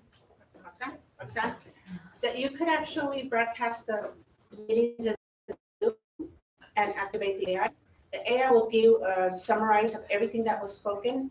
It'll give you a highlight and AI interpretation of everything that was said. And you could actually ask it to create like a, what would be the best software to support or anything like that. And then you could create your dashboard. I don't know what software you have access to, but there's a lot of platforms that you could easily create the dashboard. That's another great suggestion. Yeah. So, but the Zoom AI, you'll be able to record the questions, but the AI summary, amazing. Thank you so much. Are you? I'm done. So much. I think everybody here has some strong sentiments about this. So I guess I'm gonna put into a vote if you wanna start a committee to have those conversations. Anybody that says yes, no, does anybody second the motion? You know what I'm saying? Everybody that says yes, say yay. Actually, just raise your hand so I can count the votes. What are we waiting on? So this is a motion to create a committee so we can hold our elected officials accountable through a letter, but then we can have discussions about the other things that we were thinking of. Yes.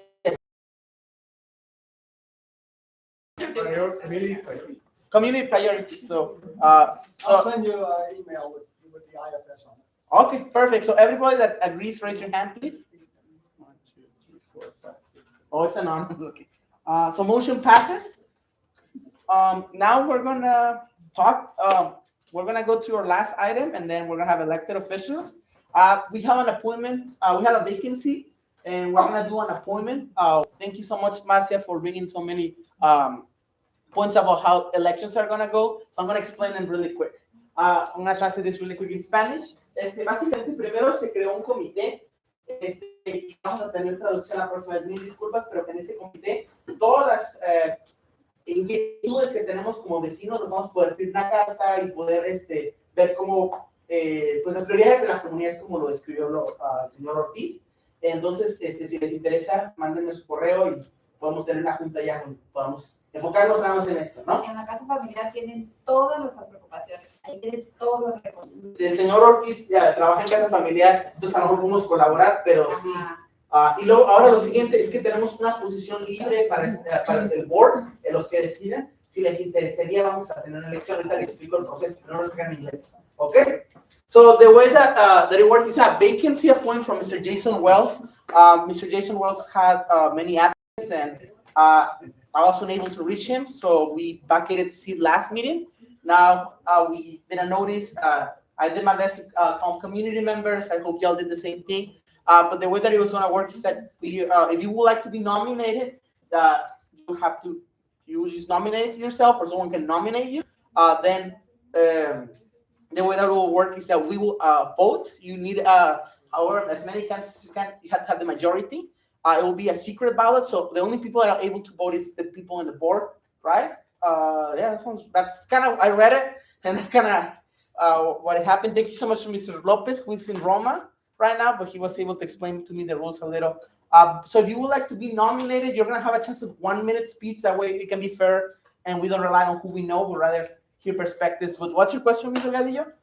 Yeah, before you do this, check the bios, because there is some, There's like a form, you have to, there's no, like a. there is some qualification, people from business, people from homeowners, people from renters, just see, Be sure they're be sure the people qualify. Yes, I did read the bylaws. Let me see if I can bring them. So, and it was Marcia who also brought it up. The requirements, the only requirements is that you have to be 18 years old. You have to be either as a business owner, you have to be a renter, or, I should probably use them all. You have to be a renter, 18 years old, and you have to be a renter, a homeowner, or a business owner. There is no specific seats for businesses or renters. It's open for everyone. That's, I was reading through this a lot, and I can show it to you. It's article, let me see. It's, I gotta have the updates from the mayor. And you have to be a journal member.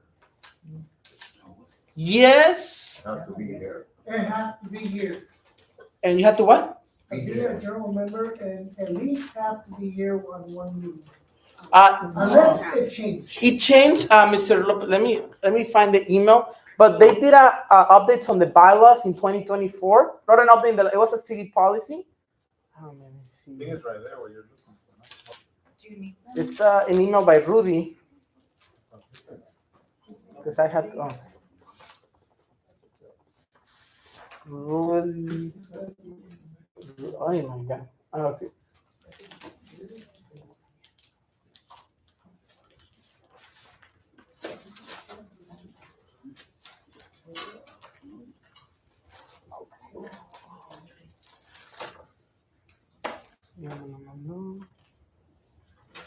Sorry, y'all, give me 1 second. Okay, yes. So, he explained it. It's the CPG reform adopted in 2024. It's the page 16, and as y'all can see, they basically page 16.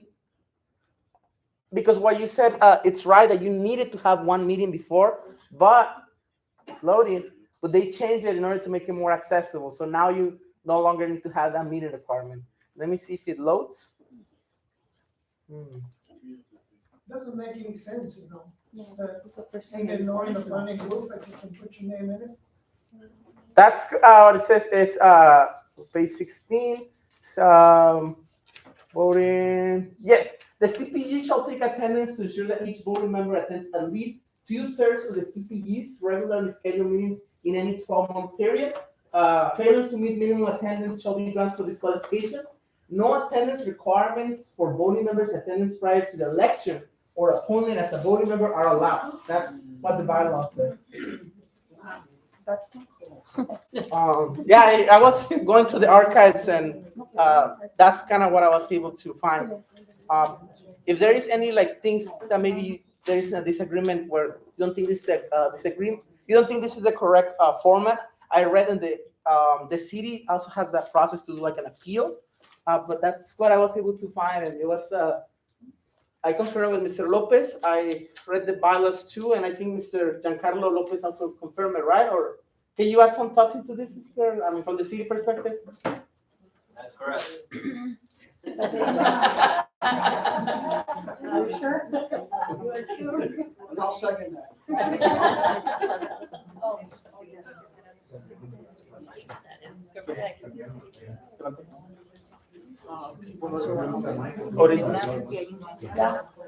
So I guess now we're gonna go into elections. Thank you for the clarity, and I understand that there might be some opinions about it. I did my best to find the best approach. I asked this. I called the city. I call all my people, my predecessors. So now we're gonna move to elections with Ms. Delgadillo. What's your question? Check who made the change. I think it's here. Or just two persons, or The just city, the the president? city made the change. The city made the change in their policy. So probably your council member, Vivian, Todd, all the representatives from the city. Now we're gonna move to elections. So I'm gonna ask who would like, if we can have, now this is serious. If we can have, who would like to nominate someone or would like to nominate themselves? I would like to nominate somebody, but I don't know if she lives here. What do you mean? Yeah, Oh. I do, you do?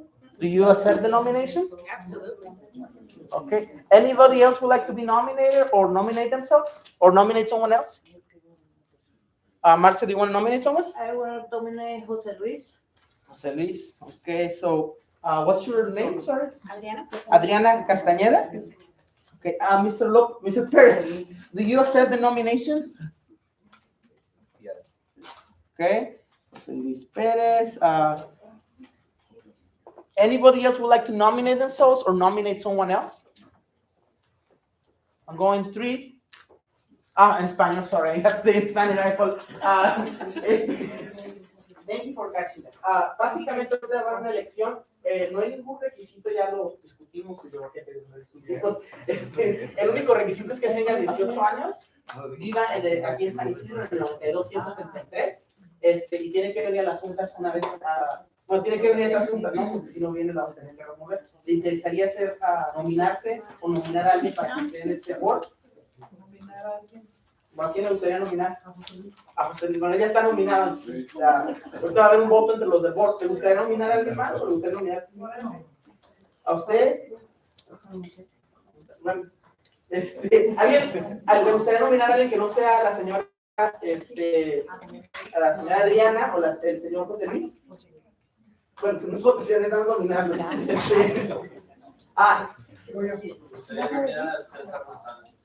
You would like, Mr. Rosales, do you accept the nomination? Yes. Oh, okay, sorry. So, Mr. César Rosales. Pues, última nominación. ¿Qué pasó? Quiero nominar ¿A quién quiere nominar? a Manuel. A Manuel. Manuel, sí. Mr. Manuel, do you accept the nomination? Yes. Manuel, what's your last name? Oh, we have a lot of candidates. Una y luego creo que se va a abrir otra. Mr. López, ok. No, porque tienes que dar un mes de participación para que nuevos candidatos. Para no tener negativas. Sí, o sea, tenemos que darles un mes para reclutar candidatos. So we only have one. Yes. What Ms. Palestino was saying, I don't know if you want to share with the group. Yeah, we're keeping attendance, and if they have 3 consecutive missing, so there's gonna be an open seat next time as well. Just FYI. ¿Alguien más would like to be nominated? I actually would like to nominate Mr. Hugo over here if you would like to take the nomination. Not putting you on the spot. No, would you like to be informed?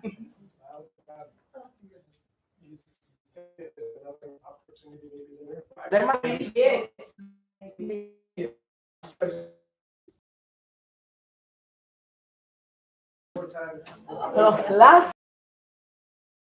Last call, 3.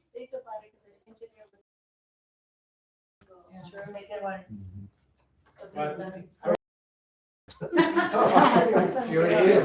If there's another, Okay. regardless, but if there's an opportunity to rise later on. So 3. I'll remember that. To anybody else too? I love participation. You okay? 2. Giancarlo, is that all right? 2, 1.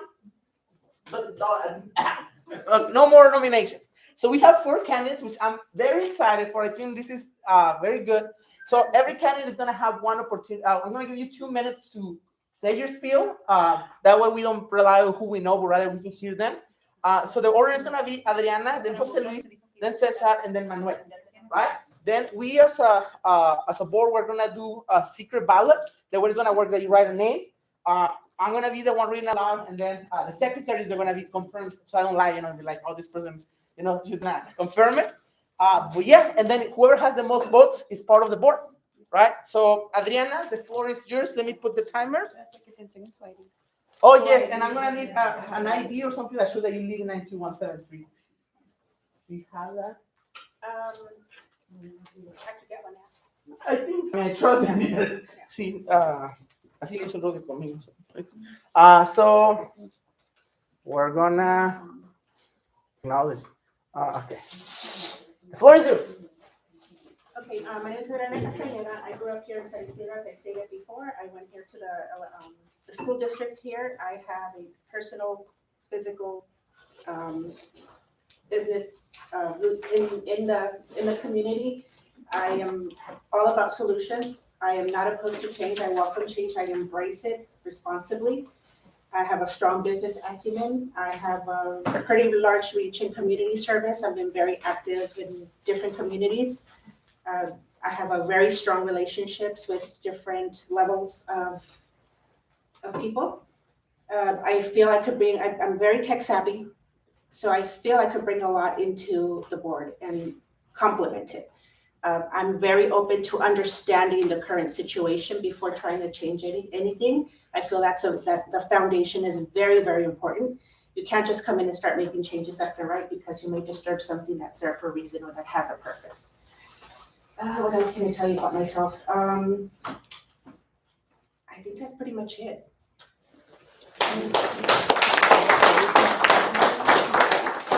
You can translator. Yes. You have time. Yeah. Disculpen, mi nombre es Adriana Castañeda, yo crecí en esa comunidad, yo fui aquí todas las escuelas, tengo raíces muy profundas aquí en esa comunidad, so tengo mucho interés en verla progresar. Tengo una historia, un background de negocios fuerte. So, tengo mucha diversidad. He participado con la ciudad, he participado con diferentes niveles de organizaciones y de diferentes niveles de posiciones en proyectos grandes y chicos. Creo mucho en cambio, pero responsable. También creo mucho en aprender y entender lo que está pasando en la comunidad y en los procesos antes de hacer cualquier cambio, porque a veces hay procesos que la gente ya comprobó y ya hizo. Respeto mutuo es algo también que es muy arraigado para mí y es muy importante. Y sé de computadoras, sistemas y todo eso, son muy fluidas en esa área también. Siento que puedo contribuir mucho para apoyar a la comunidad y traer cambios, o ayudar a apoyar al grupo a traer cambios.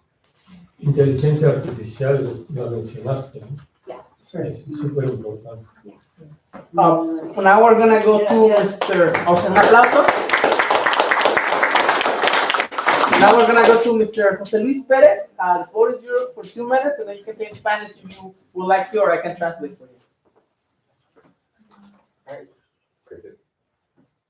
Hi everyone, my name is Jose Luis Perez. Currently I work for Sweetwater School District. I'm a special education technician.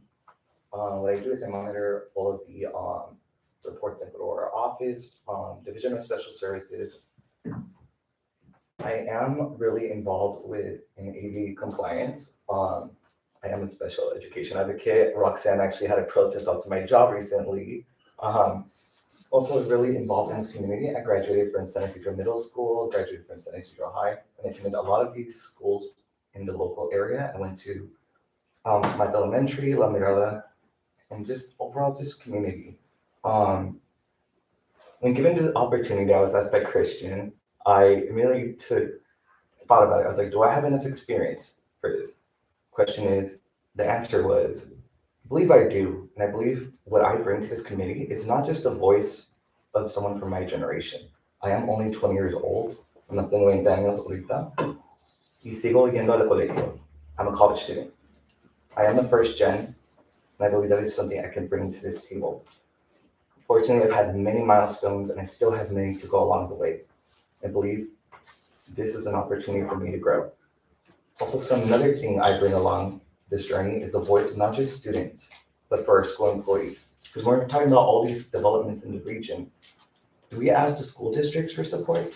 Are we getting input from the school employees? Are we getting input from the bus drivers that are coming down the roads? The speed limit's increasing, the bike lanes. This just makes it more difficult for our bus drivers, for our school employees, not just the teachers. The teachers have to go walk down these hills. Because again, with everything going up in expenses, buses are going up, they have to walk down the boulevard. This is affecting not just our community, but our students and our school employees. You want to see that in Spanish? You can. Español, puedes decirlo en español. Mira, buenas tardes, me llamo José Luis. Ahorita tengo 20 años, voy al colegio, soy primera generación del colegio. He tenido muchos, I'm not sure I'd say challenges, pero challenges, Obstáculos. En este día. Ahorita lo que les estoy explicando todos en inglés es que yo sí trabajo para el Ysidro Escolar Sweetwater, trabajo en el Departamento de Educación Especial, que es algo que me importa mucho. Ahorita sigo estudiando en el colegio Royal Southwestern College, estoy estudiando para ciencias políticas y me gustaría ser como un administrador. Ahorita lo que estaba explicando es que no soy nomás una voz para mí solo, soy una voz para los estudiantes, para los maestros, para todos los empleados de la escuela. Porque cuando hacen los edificios, cuando cambian la luz o cuando están haciendo algo ahí, los que están afectando son a los estudiantes, a los manejadores o los camiones que tienen a todos los estudiantes. Cada proyecto afecta no nomás a la comunidad, pero a los distritos escolares. Y luego nos afecta a todos. Y quien dura, pues, a quienes afecta más, pues a los estudiantes, porque ahí están enfrente. Ahí es donde, when they're doing a project, cuando están haciendo un proyecto, ahí hay una luz. No, los estudiantes que vienen por atrás. Y luego, ¿quién nos está ayudando? Los empleados de la escuela. Te ponen ahí en la calle a ayudar con el tráfico y todo. Por eso es que me gustaría estar en parte de este comité. Y muchas gracias por el apoyo.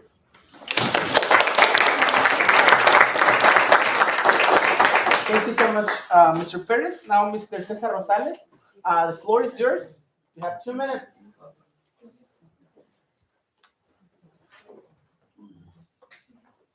Good afternoon, everybody. My name is Ysidro Rosales. I'm currently a student at UCSD studying public health.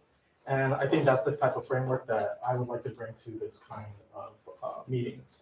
It's a framework that includes longevity, but also transparency. I think transparency has been something that has been lost a lot in San Ysidro throughout many different years of being an underserved community. I would like to say that when being a part of this community, being born and raised here in San Ysidro, I've gone through La Mirada, Smythe, the preschool, middle school, and I graduated San Ysidro High School. So I've lived in this community and continue to live in this community. One of the many aspects that I really like about this community is the community that we bring to each other and the inherited roots that we have to not just Tijuana, but Mexico in general. Some of the other things that I like to bring is ideas of the future. I think evidence-based access to programs and things like that can help us a lot to secure a better future for our students.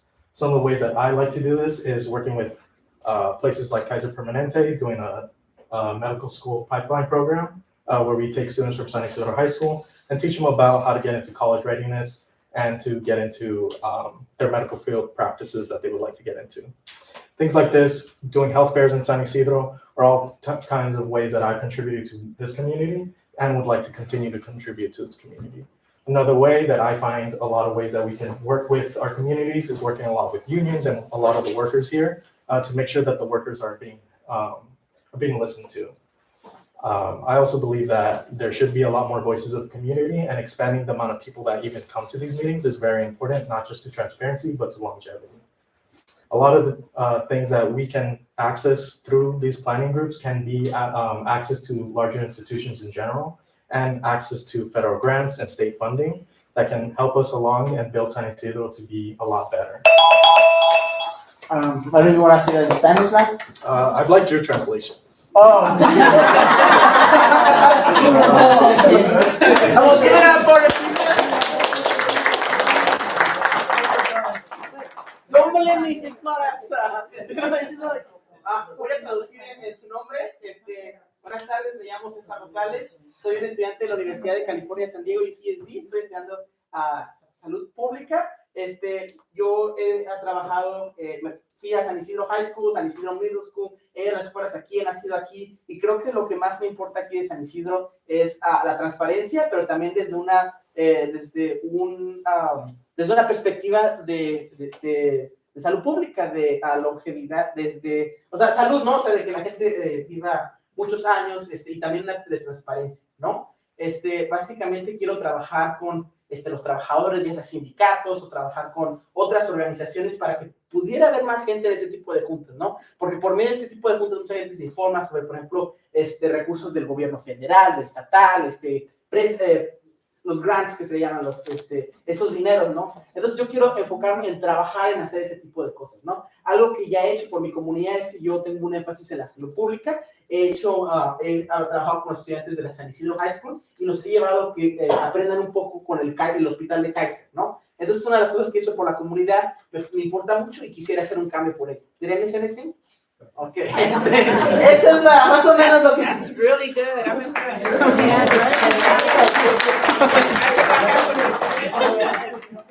And finally, but not the least, Mr. Manuel Lopez. The floor is yours whenever you're ready. So I can dance. I am Manuel Lopez Jr. I've been 56 years here. My family's been 95 years. I have an education to a bachelor's. I'm about to finish my master's. I've been in different committees before. San Ysidro, the President San Ysidro Library, Education Committee. I've never been on this one. I've tried a couple times, but I got sick one time. So pretty much that's it. I'm much involved in my community. As you see, I roll around my community. I go everywhere. I've taken pictures about the sidewalks and the roads, and I know how desperate and how bad it is that the state doesn't get. And I have some connections at city with some people from the mayor. They still don't do their job. So I understand the frustration you all have about that, as well as all of our community members. Pretty much that's it. Soy Manuel López Jr. Tengo 56 años, tengo 95 años de mi familia aquí en San Isidro. Tengo una educación de pastelería, estoy acabando de maestría. Además, estaba envuelto en esta comunidad, en diferentes comités de San Isidro, en librería de amigos de San Isidro, en el comité de educación. Ando mucho tiempo en esta comunidad viendo también, como les digo, estaba hablando de tomando fotos de todo lo que es la calle, porque yo corro por las calles y veo lo que está pasando, las luces, los calles, los hoyos, todo lo que es lo que corre una persona caminando, o bicicleta, o carro. Y tomo fotos y mando y sé la frustración que es, porque yo mando fotos a San Diego y todavía, y tengo amigos que trabajan con el alcalde y todavía no hacen nada. So, yo entiendo la frustración de eso, ya que ojalá, no nomás yo o Ángel en esta, pero que están nominados, hacen algo, porque se necesita hacer algo en esta comunidad. Thank you and I appreciate it, and I just said a little bit extra of how these candidates who are being nominated, whoever gets in does something, because it needs to be done in this community. No es que sí se puede, se tiene que ser. Sí se puede. Thank you. That's it. Thank you so much to all the candidates. I am very sad that we only get to choose one. You know, I would really appreciate that you continue getting involved, because that's the energy that we need. You know, we are getting a lot of conversations. So even if you don't make it, you know, because unfortunately some people are not gonna make it, right? I really wish for you, this is an avenue to get involved, right? You don't have to have a title to get involved. You can, your voice is equally heard. You know, like just the Constitution says we have to have 15 members. but your voice is equally valid, or even more, because we're here to serve you. So please continue getting involved. I don't want people to feel like, oh, I lost, I don't want to be seen again. No, like we want you here, right? Now we're gonna go to the toughest decision, which is we're gonna make a vote. The people on the board. It's gonna be a secret ballot. Does everybody have a piece of paper?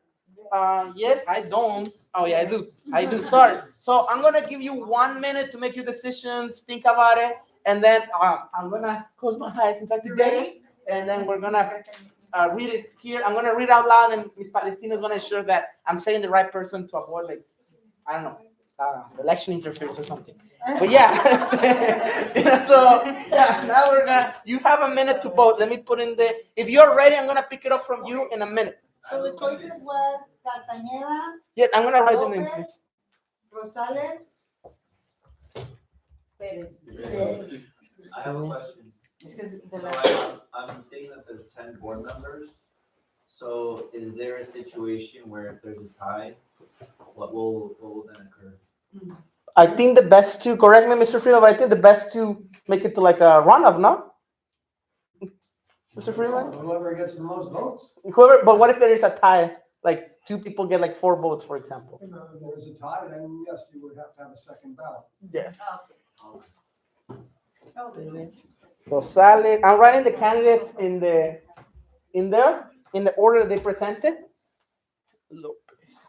And if I misspell your last name, please let me know. Yeah, but I'm gonna wait 1 minute for y'all to make your decisions. Oh, I guess I don't know how to use technology. And I thank you so much, y'all, for holding in. We're almost out of here, so I hear a lot of yawning. So, ¿mande? ¿Qué pasó? Las donas, sí, pues la economía está bien fea ahorita. En un minuto,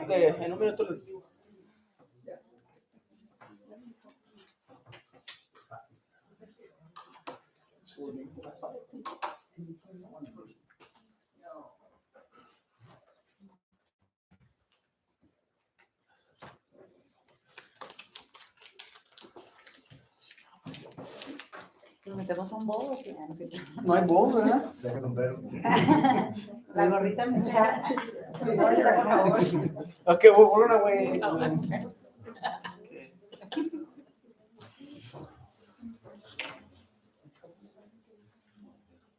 Wow.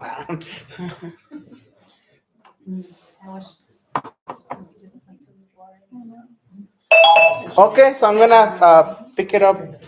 Unless someone wants to volunteer a hat. Oh, okay. No, no.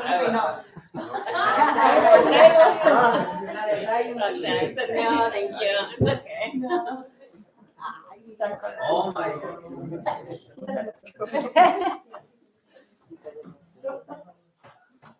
It's a mystery. Oh, sorry, that was for good.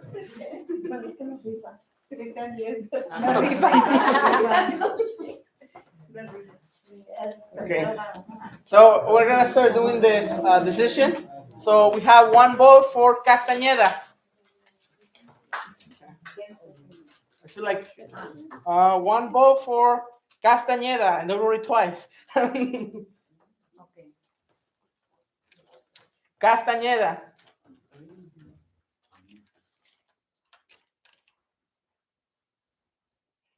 They put Adriana Gutierrez? Es que aquí Adriana Castañeda. Oh.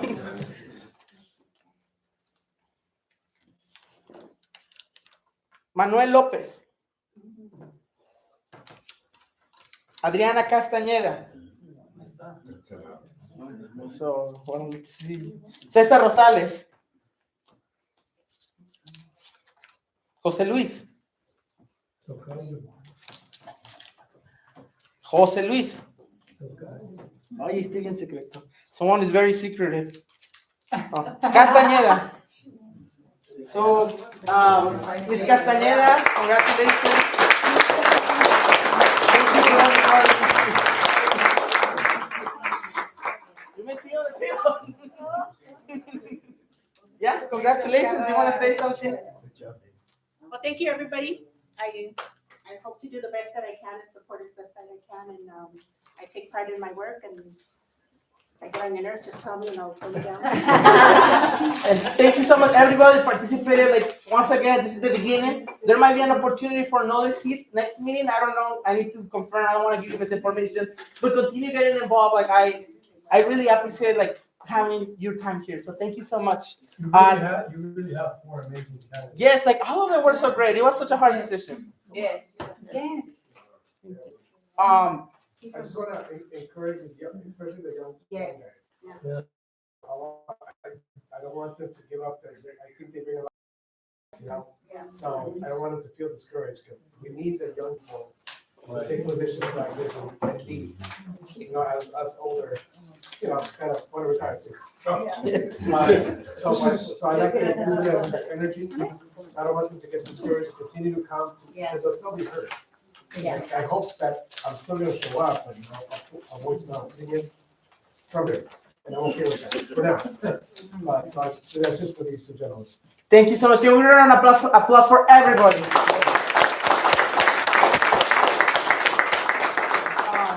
I know Mr. Leo, you have to. I was just gonna say, what he said was the youthful energy, Christian, you make these meetings phenomenal. Thank you very much. Thank you so much. Mr. I want to say great job. I agree with you. Thank you. Mr. Freeman?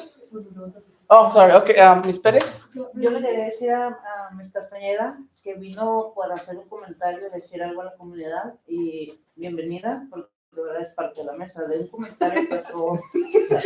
I am honored because sí, es un honor para mí porque no vine con la intención de estar en el No, no, nomás vine para, porque la verdad sí tengo preocupaciones con este pueblo, aunque ya no es chico, pero importante. We still have one last part of the agenda, and I do want to thank Ms. Gomez from Juan Vargas' office, Representative Juan Vargas' office. This is she's coming, and I'll open the floor for you from the public service announcements. Yeah, like Christian said, and I do want to say the same thing. You make these meetings so fun, and it's a really exciting first meeting for me here. I haven't been part of these meetings, so I apologize for that, but I hope to be in the future. But like Christian said, I'm a field representative for the office of Congressman Juan Vargas here in the district office in Chula Vista. I handle the Tijuana River Valley day in, day out, but I also have other issue areas. And I have a couple updates for everyone. I won't go super in depth because it might get a little redundant, but essentially on April 10th, the congressman voted against the House Republican budget resolution, which included cuts to Medicaid and food assistance programs. And then following that, on April 25th, the congressman stood alongside San Diego Union health groups and community members and business leaders to fight against the proposed $880 billion cut to Medicaid. Woo, sorry, I'm a little nervous, but, and then on April 21st, Congressman, he sent a letter alongside the congressional delegation to the new administrator, like EPA, Lee Selden, essentially demanding answers as to why cuts are being made to grants that were already obligated to different community groups in our areas. One of them being Casa Familiar, who's getting money for the air purifiers for the San Diego Air Pollution Control District. And then on April 28th, Congressman Vargas joined nearly 200 Democrats in filing a brief challenging the Trump administration's efforts to close the Department of Education, essentially saying that the Trump administration cannot dismantle or reorganize the education department since that's a function of Congress. And then, that's about it. But I do want to say that our office functions mainly for you guys. So we do assist with casework. So if you're having an issue with Border Patrol, the State Department, USCIS, SSA, anything like that, you can always contact us and we can assist you as best as we can in getting that communication, because I know sometimes you try to do that on your own and it doesn't really function, and sometimes that happens to us, but we'll try our best. And I have my cards with me, and if anybody wants them. Yeah. Can you say that in Spanish though, really quick? Or you introduce yourself in Spanish, sorry. Soy con la oficina del congresista Juan Vargas, soy una representante de esta comunidad. Trabajo casi todos los días en el río de Tijuana, pero también asisto con diferentes cosas y anuncios sobre diferentes cosas que el congresista está haciendo ahorita. Y luego, además de eso, nuestra oficina que está en Chula Vista también ayuda con cuando tienes problemas con una agencia federal como el Departamento de Estado, USCIS, Border Patrol. Te podemos ayudar a dar comunicación con esas agencias. Ya, hablo español, pero no muy bien. Pero lo mismo, si quieres mi tarjeta, las tengo conmigo.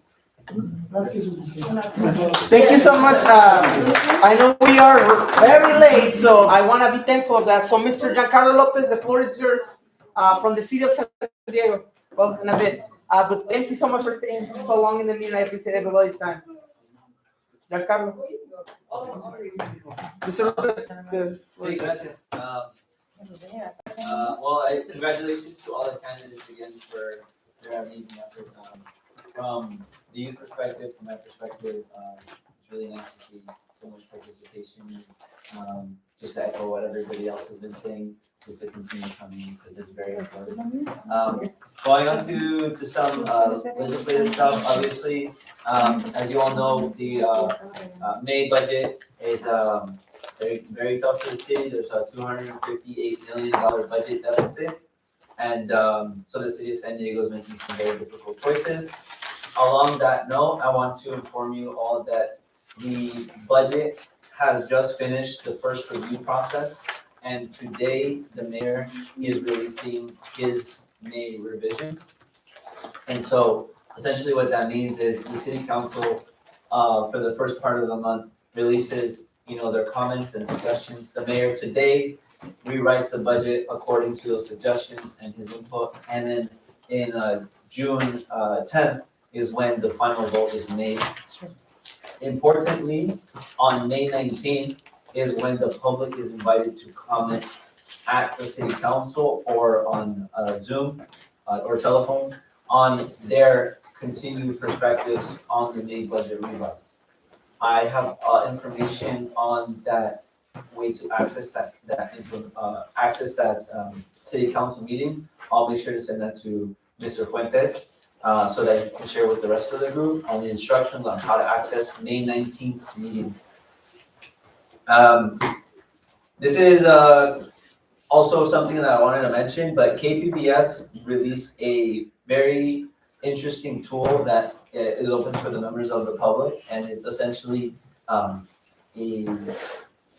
it's called Make the Tough Choices to Balance the Budget. That's what it's called. And essentially it gives the people the opportunity to try and balance the budget using using what available resources we have and what the needs of the city are. So it's like a 20-page, not 20-page, but like a 20 question,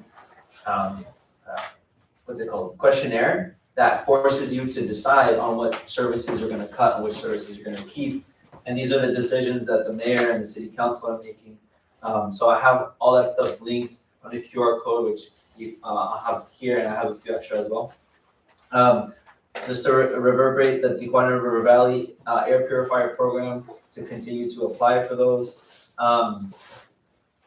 Again, just from last meeting, there's a low-cost insurance program for automobile insurance that's provided from the state of California. If you or somebody you know is looking for affordable car insurance, this is an option that the state provides. I'm trying to go quickly so we can all go home. The city of San Diego, in partnership with Youth Will, is encouraging the youth to apply for the Youth Commission to help them inform them about the city's functions and to their elected representatives. So obviously we have a few youth here, but this is also for like people in high school, so that you can start to get people more involved. And the Youth Commission is a commission that's heralded by youth. So like there's a youth chairman, there's youth board members, and they submit their opinions on things that the city's doing to the mayor. That's happening on May 31st at the Otay Mesa Nestor Library. Another opening is in the San Diego Resiliency Advisory Board. So this is another opportunity that the city has so that you can be involved. This was established in 2023 to support the city's efforts in building a more resilient, sustainable, and equitable future. And there is currently, I believe, 3 vacancies in that board. And this has the same type of format to inform the mayor about what this commission is conversing about and what they want to see. Point 7, daylighting law, just as a reminder that the city is now fining parked cars that are within 20 feet of any crosswalk, marked or unmarked under the California's daylighting law. On the trash fee, no, this was a very important thing. So any residents that are eligible under the trash fee have now been informed via mail, and they have the opportunity to protest the decision of the city and the ability to stop that decision from being made if they sign that form and mail back their letter. The city will only count it if you mail it back to them.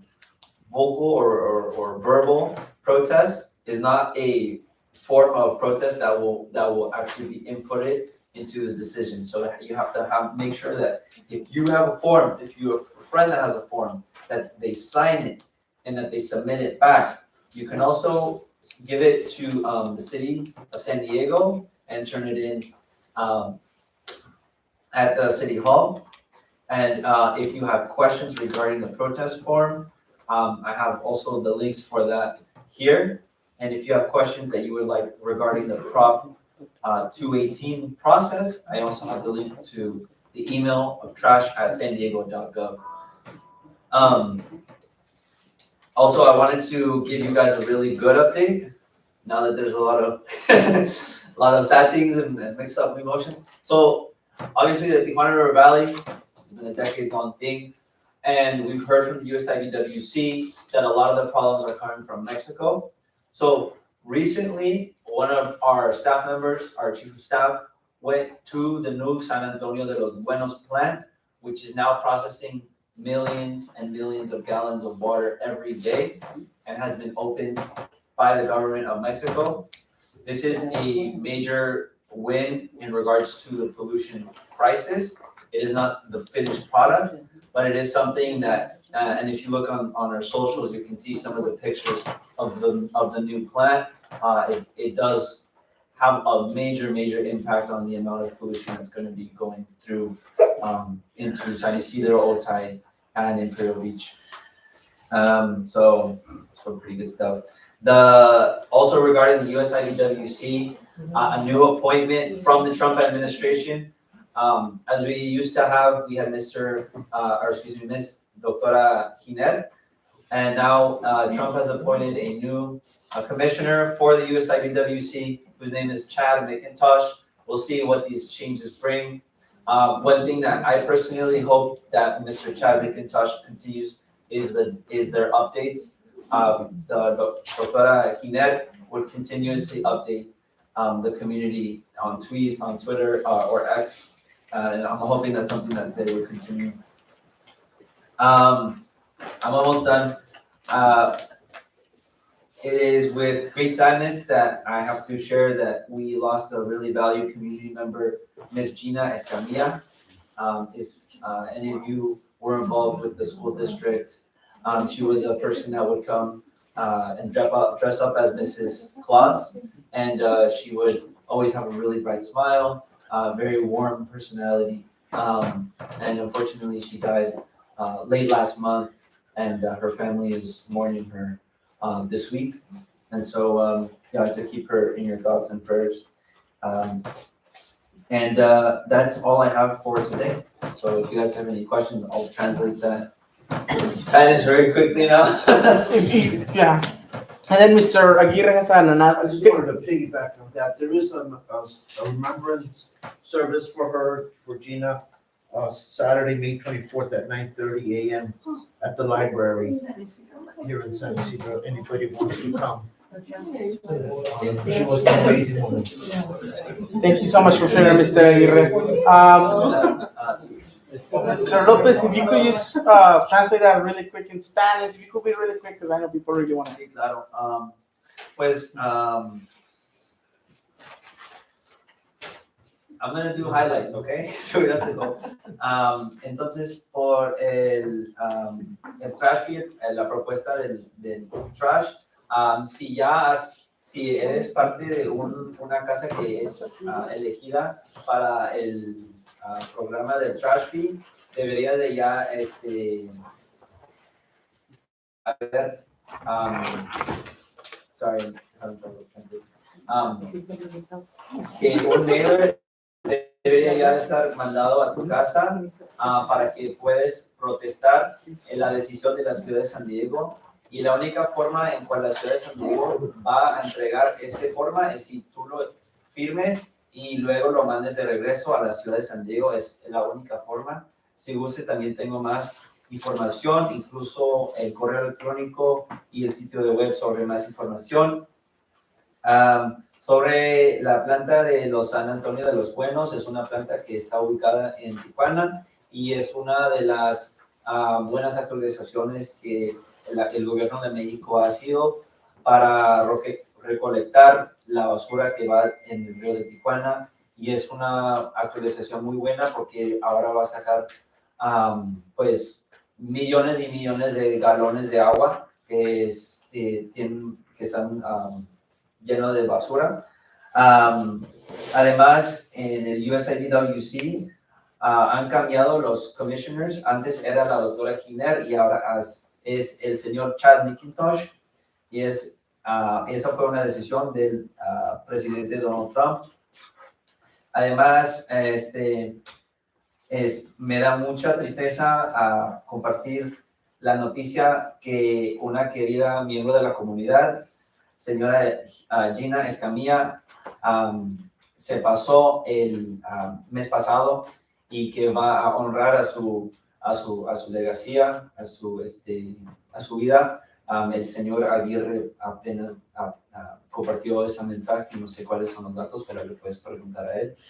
Y al final, la ciudad de San Diego va a oír al público sobre el budget el 19 de mayo, y toda la información para que ustedes puedan participar en esa junta, en línea o en persona. Yo lo voy a compartir con el señor Fuentes Hernández para que todos puedan estar involucrados. Y la decisión final, cuando la ciudad de San Diego va a hacer el budget, es el 10 de junio, cuando van a hacer ese voto. Entonces, entre el 10 de junio y hoy tienen la oportunidad para hablar, dar su opinión sobre el budget.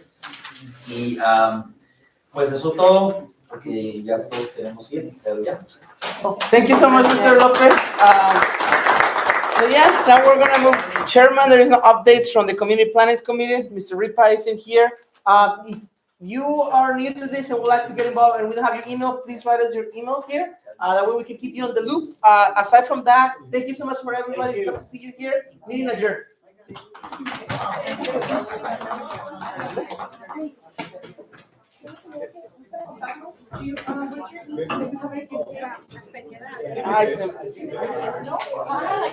Also, sorry, one last thing. We're gonna have a community cleanup for Willow Bridge on May 24th. I brought flyers. Come. That's fine. Thank you so much for running.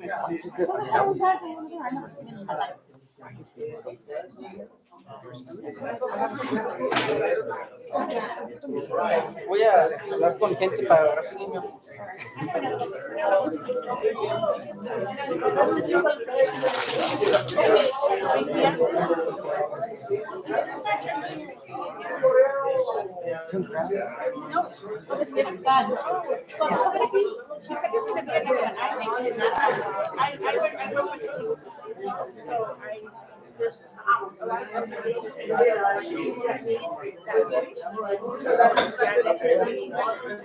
And he's been with me like in audience that a high school.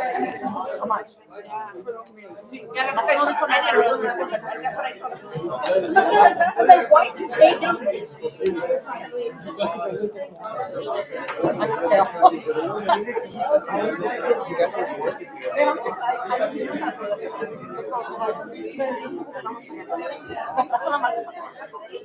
You give him a little I'll be honest. Every